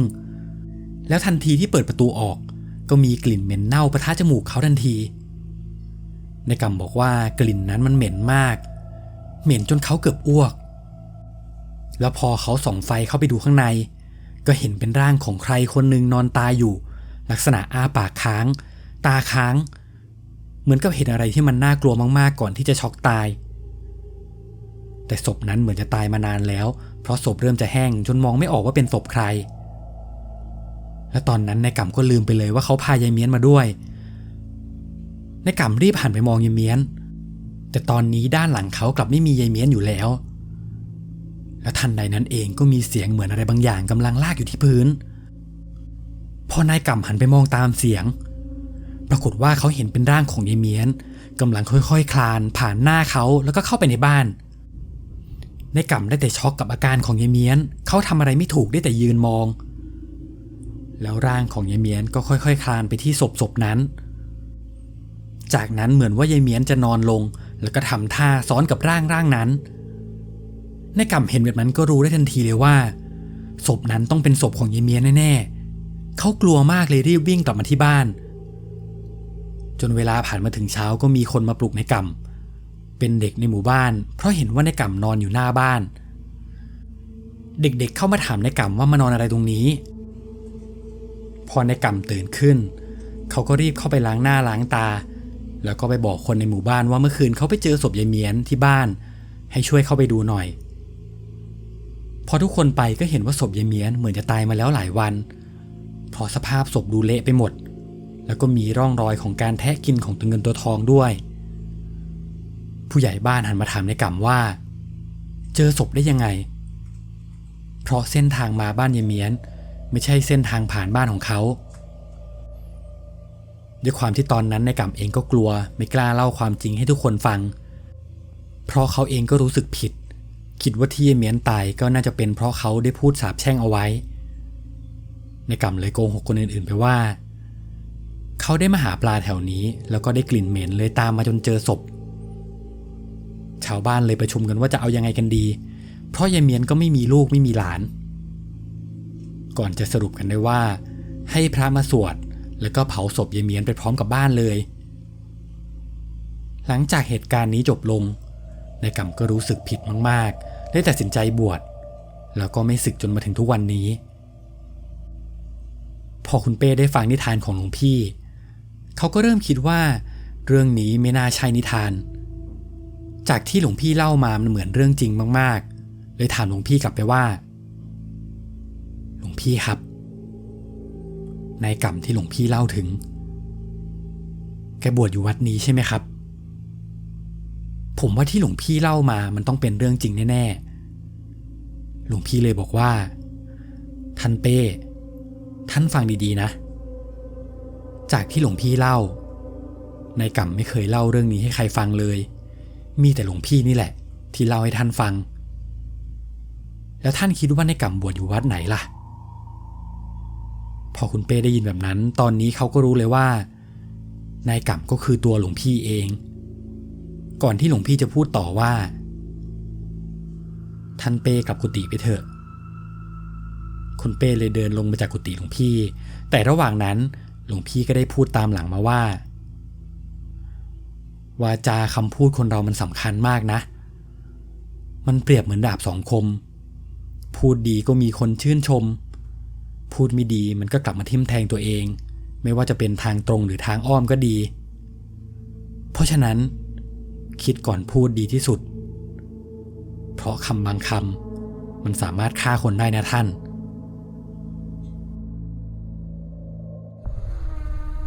และนี่ก็เป็นเรื่องราวหลอนๆทั้งหมดที่คุณเป้ได้เล่าให้ฟังเหตุการณ์แปลกๆที่เกิดขึ้นกับครอบครัวหนึ่งหลังจากที่เขาได้ต่อเติมบ้านเพื่อทำเป็นห้องนั่งเล่นให้กับลูกชายคนเล็กและลูกชายคนเล็กคนนี้เองก็เริ่มมีพฤติกรรมแปลกๆจนคนในบ้านเริ่มกลัวกับเรื่องที่มีชื่อว่าห้องของเล่น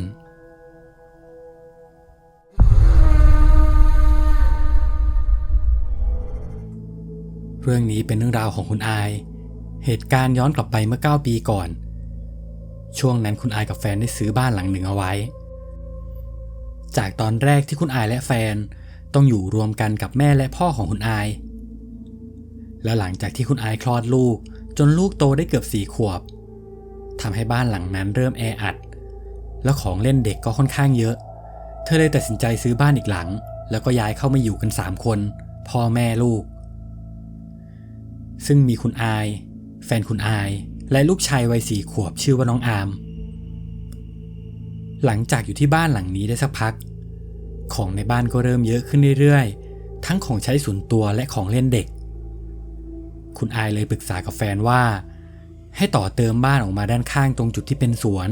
เพื่อทำเป็นห้องสำหรับให้น้องอามไปเล่นแล้วของทั้งหมดของน้องอามจะได้ย้ายเข้าไปในห้องนั้นเลยซึ่งแฟนคุณอายก็เห็นด้วยเพราะห้องจะได้เป็นสัดส่วนแฟนคุณอายเลยได้ติดต่อช่างให้มาทำห้องจนเสร็จเรียบร้อยแล้วก็ย้ายของเข้าไปด้วยความที่เพิ่งทำเสร็จใหม่ๆทำให้ห้องจะยังไม่มีแอร์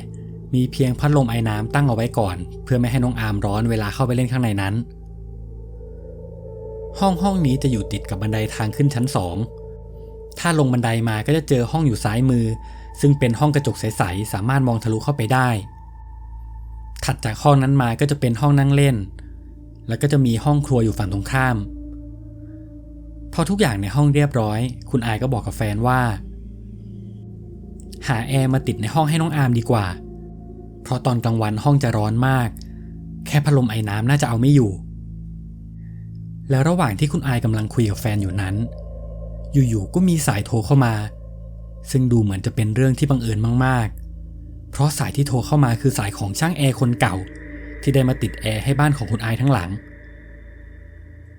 พอคุณอายรับสายช่างก็บอกว่าคุณอายครับตอนนี้บ้านของคุณอายถึงกำหนดเวลาที่ต้องล้างแอร์แล้วนะครับนัดให้ผมเข้าไปล้างได้เลยไหม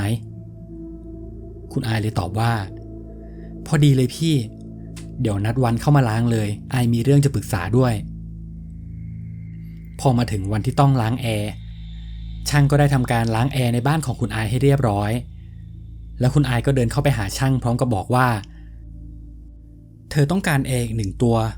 มาติดตั้งในห้องนั่งเล่นของลูกชายพอช่างแอร์ได้ยินแบบนั้นเขาก็รีบตอบมาเลยว่าได้ครับคุณอายตอนนี้ผมมีแอร์มือ2สภาพใหม่มากๆตัวหนึ่งอยากแนะนำให้ครับเป็นแอร์ขนาด 12,000 BTU ผมให้คุณอายราคาพิเศษเลย 6,500 บาทซึ่งคุณอายรู้สึกว่ามันถูกมากๆแล้วที่บังเอิญไปกว่านั้นคือช่างพกแอร์ติดตัวมาด้วยเหมือนรู้ว่าคุณอายตั้งใจจะมาบอกให้เขาติดแอร์ให้จากนั้นช่างก็ได้หยิบแอร์ตัวนั้นมาให้คุณอายดูสภาพแอร์ดูใหม่มากๆแทบจะมองไม่ออกว่าเป็นแอร์มือ2คุณอายเลยถามช่างไปว่าพี่ไปได้แอร์ตัวนี้มาได้ยังไงตอนนั้นคุณอายเองก็รู้สึกแปลกๆเพราะแอร์มันใหม่มากกลัวว่าจะมีเรื่องไม่ดีช่างแอร์เลยบอกว่าก่อนหน้านี้ไม่กี่วันมีลูกค้าเก่าของเขาที่เป็นผู้หญิงได้โทรตามให้เขาไปถอดแอร์ออกจากบ้านมาให้เพราะเจ้าของบ้านตั้งใจจะย้ายออกไม่รู้ว่าจะเอาแอร์ไว้ทำไมพอคุณอายได้ยินแบบนั้นเธอก็สบายใจเธอไม่ได้คิดอะไรมากตัดสินใจเอาแอร์ตัวนั้นทันทีแล้วช่างแอร์ก็รีบมาติดตั้งแอร์ให้ซึ่งอุปกรณ์หลังรถเหมือนจะมีครบทุกอย่างราวกับว่าตั้งใจจะมาติดแอร์ให้ตั้งแต่แรกอยู่แล้วและที่สำคัญช่างไม่คิดค่าบริการสักบาทต่อให้ท่อแอร์ต้องลากยาวไปถึงหลังบ้านช่างก็บอกว่าติดตั้งให้ฟรีหลังจากติดเสร็จเรียบร้อยเหตุการณ์ก็ผ่านไปตามปกติแต่ด้วยความที่ช่วงนั้นน้องอาร์มมีเรียนพิเศษค่อนข้างบ่อยแล้วคุณอายก็ได้ให้น้องอาร์มไปฝึกว่ายน้ำทุกวันหลังเลิกเรียนทำให้น้องอาร์มไม่ค่อยมีเวลามาเล่นในห้องกว่าจะกลับมาอีกทีก็เกือบเย็นแล้วน้องอาร์มเองก็เพลียไม่มีแรงเล่นต่อจนเวลาผ่านมาถึงวันที่5วันนั้นตรงกับวันหยุดพอดีช่วงนั้นเวลาประมาณ 11 โมงกว่าคุณอายลงมานั่งดูทีวีในห้องนั่งเล่นส่วนน้องอาร์มก็เข้าไปเล่นของในห้องระหว่างที่คุณอายดูทีวีไปด้วยก็มีอยู่จังหวะหนึ่งที่เธอหันไปมองน้องอาร์มก็เห็นว่าน้องอาร์มยังคงเล่นของตามปกติแต่สิ่งที่เธอเริ่มรู้สึกว่ามันแปลกๆก็คือน้องอาร์มยื่นของไปข้างหน้าพร้อมกับมองตรงไปที่กำแพงจากนั้นก็เอาของมากอดเอาไว้เหมือนกับว่าเขาหวงของพร้อมกับพูดอะไรสักอย่างคุณอายพยายามจ้องมองดูก็เหมือนว่าน้องอาร์มจะพูดขึ้นมาว่าอาร์มไม่ให้เอาของอาร์มมาคืนอย่ายุ่งกับของอาร์มในตอนที่คุณอายยังคงแปลกใจกับสิ่งที่น้องอาร์มพูดอยู่นั้นน้องอาร์มก็ลุกขึ้นแล้วก็วิ่งเปิดประตูกระจกออกมาหาคุณอายพร้อมกับพูดว่าคุณแม่ครับพี่เขาจะเอาของเล่นอาร์มเขาพูดพร้อมกับชี้ไปที่ห้องนั้นคุณอายเองก็งงเลยถามน้องอาร์มไปว่าใครอาร์มเล่นกับใครลูกแล้วน้องอาร์มก็ทำสีหน้าโมโหพร้อมกับบอกว่าคุณแม่ยังจะมาถามอีกอาร์มไม่คุยกับคุณแม่แล้วเหมือนอยู่ๆน้องอาร์มก็อารมณ์เสียแล้วก็วางของเล่นเอาไว้ก่อนที่จะไปวิ่งเล่นที่หลังบ้านคุณอายยังไม่ได้คิดอะไรด้วยความที่น้องอาร์มเป็นเด็กคงจะพูดไปเรื่อยพอน้องอาร์มไม่อยู่คุณอายเลยตั้งใจจะเข้าไปทำความสะอาดภายในห้องแต่พอเธอเปิดประตูเข้าไปก็เห็นว่ามีฝุ่นอยู่เต็มไปหมดคุณอายเองก็สงสัยว่าฝุ่นเข้ามาได้ยังไงทั้งที่ห้องก็ปิดสนิท และตอนนั้นเองก็มีกลิ่นอะไรบางอย่างลอยเข้าจมูกคุณอาย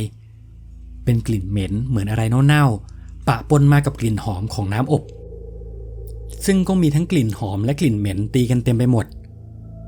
คุณอายพยายามมองดูที่พื้นว่ามีน้ำหอมหล่นบ้างหรือเปล่าแต่ก็ไม่เจอด้วยความที่กลิ่นค่อนข้างแรงทำให้เธอรู้สึกเวียนหัวคุณอายเลยเดินออกมาจากห้องเธอเข้าไปถามน้องอาร์มว่าน้องอาร์มเข้าไปเล่นในห้องไม่เหม็นบ้างเหรอลูกแต่น้องอาร์มกลับตอบมาว่าเขาไม่ได้กลิ่นเลยคุณอายเริ่มสับสนเธอพยายามคิดในแง่ดีว่าเธอน่าจะทำงานหนักทำให้เธอคิดไปเองเรื่องกลิ่น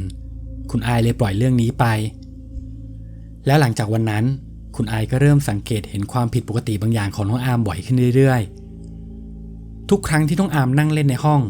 ก็มักจะทำท่าทางเหมือนคุยกับใครบางคนอยู่แล้วพอคุณอายถามว่าคุยกับใครน้องอาร์มก็มีอาการโมโหทุกครั้งคุณอายเริ่มไม่สบายใจเลยโทรไปปรึกษากับพี่ชายของเธอซึ่งพี่ชายของคุณอายก็มีลูกสาว1 คนเหมือนกันชื่อว่าน้องโบแต่ว่าน้องโบจะอายุ6 ขวบมากกว่าน้องอาร์ม2 ปี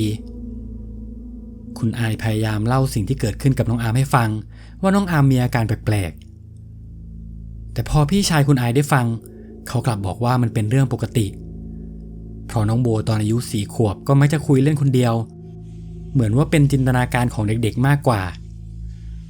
เป็นเรื่องปกติที่น้องอาร์มจะมีท่าทางแบบนั้นพอคุณอายได้ยินแบบนั้นเธอก็สบายใจเพราะตอนแรกเธอก็คิดว่ามันไม่น่าจะปกติจนเกือบจะพาน้องอาร์มไปที่โรงพยาบาลแต่พอพี่ชายของเธอบอกแบบนั้นเธอก็คิดว่าน่าจะเป็นเหมือนที่พี่ชายบอกแล้วหลังจากนั้นไม่กี่วันพี่ชายคุณอายกับน้องโบก็เข้ามาเล่นที่บ้านน้องโบกับน้องอาร์มได้เข้าไปเล่นของเล่นด้วยกันในห้องส่วนคุณอายและพี่ชายของเธอก็นั่งคุยกันอยู่ที่ห้องนั่งเล่นเวลาผ่านไปสักพักใหญ่อยู่ๆน้องโบก็เดินมาหาคุณอายแล้วก็บอกว่าน้าอายโบไม่เล่นกับน้องอาร์มแล้วนะสีหน้าน้องโบตอนนั้นเหมือนเธอจะโกรธน้องอาร์มคุณอายเลยถามไปว่าทำไมน้องโบไม่อยากเล่นกับน้องอาร์มล่ะโดนน้องอาร์มแกล้งมาหรือเปล่าแต่น้องโบกลับสายหัวแล้วก็บอกว่าก็น้องอาร์มชวนโบเล่นหลอกผีโบไม่อยากเล่นพอคุณอายได้ยินแบบนั้นเธอก็ตกใจเลยถามต่อไปว่าน้องอาร์มชวนเล่นแบบไหนบอกน้าหน่อยจากนั้นน้องโบก็เอามือจับมาที่หัวแล้วก็ทำท่าทางเหมือนหักหัวไปมาซ้ายขวาน้องอาร์มถามโบว่าพี่โบเล่นคอหักกันไหมคุณอายรีบลุกไปดึงมือน้องอาร์มออกมาข้างนอกทันทีพร้อมกับดุน้องอาร์มไปว่าน้องอาร์มทำไมเล่นแบบนี้ใครสอนให้เล่นผีหรอกไปจำจากเพื่อนที่โรงเรียนมาใช่ไหมน้องอาร์มก็ตอบมาว่าอาร์มไม่ได้จำจากเพื่อนที่โรงเรียนมานะก็พี่เขาพาอาร์มเล่นตอนนั้นคุณอายเริ่มจะอารมณ์เสียเลยถามน้องอาร์มไปว่าอย่ามาโกหกแม่นะไหนพี่คนไหนแล้วน้องอาร์มก็ชี้ไปที่ห้องพร้อมกับบอกว่านั่นไงพี่คนนั้นไงอาร์มบอกคุณแม่หลายรอบแล้วอาร์มไม่คุยกับคุณแม่แล้วจากนั้นน้องอาร์มก็เดินหนีออกไปคุณอายถึงกับต้องหันไปมองหน้าพี่ชายแต่พี่ชายก็ยังบอกว่าเป็นแค่จินตนาการของเด็กเป็นเรื่องปกติแล้วเหตุการณ์วันนั้นก็ผ่านไปมีอยู่วันหนึ่งคุณอายได้แวะไปซื้อของข้างนอกแล้วก็ได้ซื้อขนมติดมือมาด้วยตั้งใจจะเอาไปฝากคุณครูของน้องอาร์มที่โรงเรียนแล้วพอไปถึงอยู่ครูก็ดึงมือของคุณอายให้เข้าไปหาน้องอาร์มในห้องวาดรูปพร้อมกับบอกว่าคุณแม่ตามครูมาหน่อยครูมีอะไรอยากจะให้คุณแม่ดูพอคุณอายเดินตามครูไปก็เห็นกับน้องอาร์มและเด็กคนอื่นๆกำลังวาดรูปกันอยู่แล้วครูก็บอกให้คุณอายดูรูปที่น้องอาร์มวาดก็เห็นว่าน้องอาร์มกำลังวาดรูปคนกำลังจูงน้องหมาอยู่ซึ่งในรูปก็ดูเหมือนจะเป็นรูปที่เด็กๆวาดกันทั่วไปแต่มีจุดหนึ่งที่ดูผิดปกติคือน้องอาร์มใช้สีแดงวาดตัดคอของรูปคนในนั้นพอคุณอายถามว่าทำไมถึงวาดสีแดงไว้ตรงนั้นน้องอาร์มกลับตอบมาว่าก็อาร์มชอบสีนี้คุณอายรู้สึกว่ามันไม่ปกติแล้วต้องมีอะไรเกิดขึ้นกับน้องอาร์มแน่ๆหลังจากที่น้องอาร์มกลับบ้านคุณอายก็รีบพาน้องอาร์มขึ้นไปในห้องนอนเลยเ พื่อไม่ให้น้องอาร์มเข้าไปในห้องนั่งเล่นกลัวว่าจะเจอเหตุการณ์แปลกๆอีกและพอนอนไปได้สักประมาณ5 ทุ่มอยู่ๆน้องอาร์มก็ลุกขึ้นแล้วก็บอกกับคุณอายว่าคุณแม่ตื่นมาเล่นหลอกผีกับน้องอาร์มเดี๋ยวนี้ด้วยความที่พรุ่งนี้คุณอายก็ต้องตื่นเช้าเธอเลยบอกกับน้องอาร์มไปว่าไม่ได้น้องอาร์มดึกแล้วนอนเดี๋ยวนี้เลยนะพรุ่งนี้แม่ต้องไปทำงานแต่เช้าน้องอาร์มก็ต้องตื่นไปโรงเรียนด้วยและน้องอาร์มก็ร้องไห้งอแงบอกว่าจะเล่นให้ได้จนน้องอาร์มหมดแรงแล้วก็เผลอหลับไปหลังจากนั้นคุณอายก็พยายามไม่ให้น้องอาร์มเข้าไปในห้องนั่งเล่นอีกจนมีอยู่วันหนึ่งวันนั้นตรงกับวันพระใหญ่ระหว่างที่ทุกคนในบ้านกำลังนอนหลับกันอยู่เวลาประมาณเที่ยงคืนกว่าคุณอายรู้สึกเหมือนว่าน้องอาร์มกำลังขยับเธอเลยลืมตาออกมาดูก็เห็นว่าน้องอาร์มลุกขึ้นแต่ยังหลับตาอยู่และน้องอาร์มก็เดินไปเปิดประตูห้องตอนนั้นคุณอายยังไม่ไปปลุกน้องอาร์มเพราะคิดว่าน้องอาร์มคงละเมอและเธอเองก็อยากรู้ว่าน้องอาร์มจะละเมอเดินไปไหนคุณอายค่อยๆเดินตามน้องอาร์มไปช้าๆก็เห็นว่าน้องอาร์มค่อยๆเดินละเมอลงบันไดไปด้วยน้ำตาก็ไหลไปด้วยเหมือนกำลังร้องไห้อยู่จนน้องอาร์มเดินไปถึงชั้นล่างตรงบันไดขั้นสุดท้ายซึ่งตรงนั้นจะมองเห็นกระจกที่ห้องนั่งเล่นได้ชัดและในตอนนั้นเองคุณอายก็เห็นว่ามีหน้าผู้หญิงคนนึงเอาหน้ามาแนบกับประตูกระจกเอาไว้พร้อมกับจ้องมองหน้าน้องอาร์มแล้วก็ยิ้ม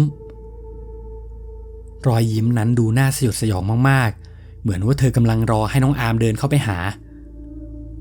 คุณอายเห็นแบบนั้นก็ถึงกับสติแตกกรีดร้องดังลั่นบ้านเธอรีบเปิดไฟให้ทั่วบ้านทันทีแล้วน้องอาร์มก็เหมือนจะได้สติขึ้นมาคุณอายกลัวมากๆเธอทำอะไรไม่ถูกก่อนที่แฟนเธอจะลงมาดูคุณอายได้แต่ร้องไห้แต่เธอก็ไม่ได้เล่าอะไรให้แฟนฟังพอเช้าวันรุ่งขึ้นคุณอายรีบเล่าเรื่องทั้งหมดให้แฟนเธอฟังทันทีแต่แฟนเธอกลับบอกว่าเธอคงตาฝาดไปเองเพราะเขาก็เป็นคนไม่เชื่อเรื่องพวกนี้อยู่แล้วด้วยความที่เขาอยากให้คุณอายสบายใจเขาเลยบอกกับคุณอายไปว่าถ้าอย่างนั้นลองติดกล้องวงจรปิดดูที่ห้องลูกไหมล่ะ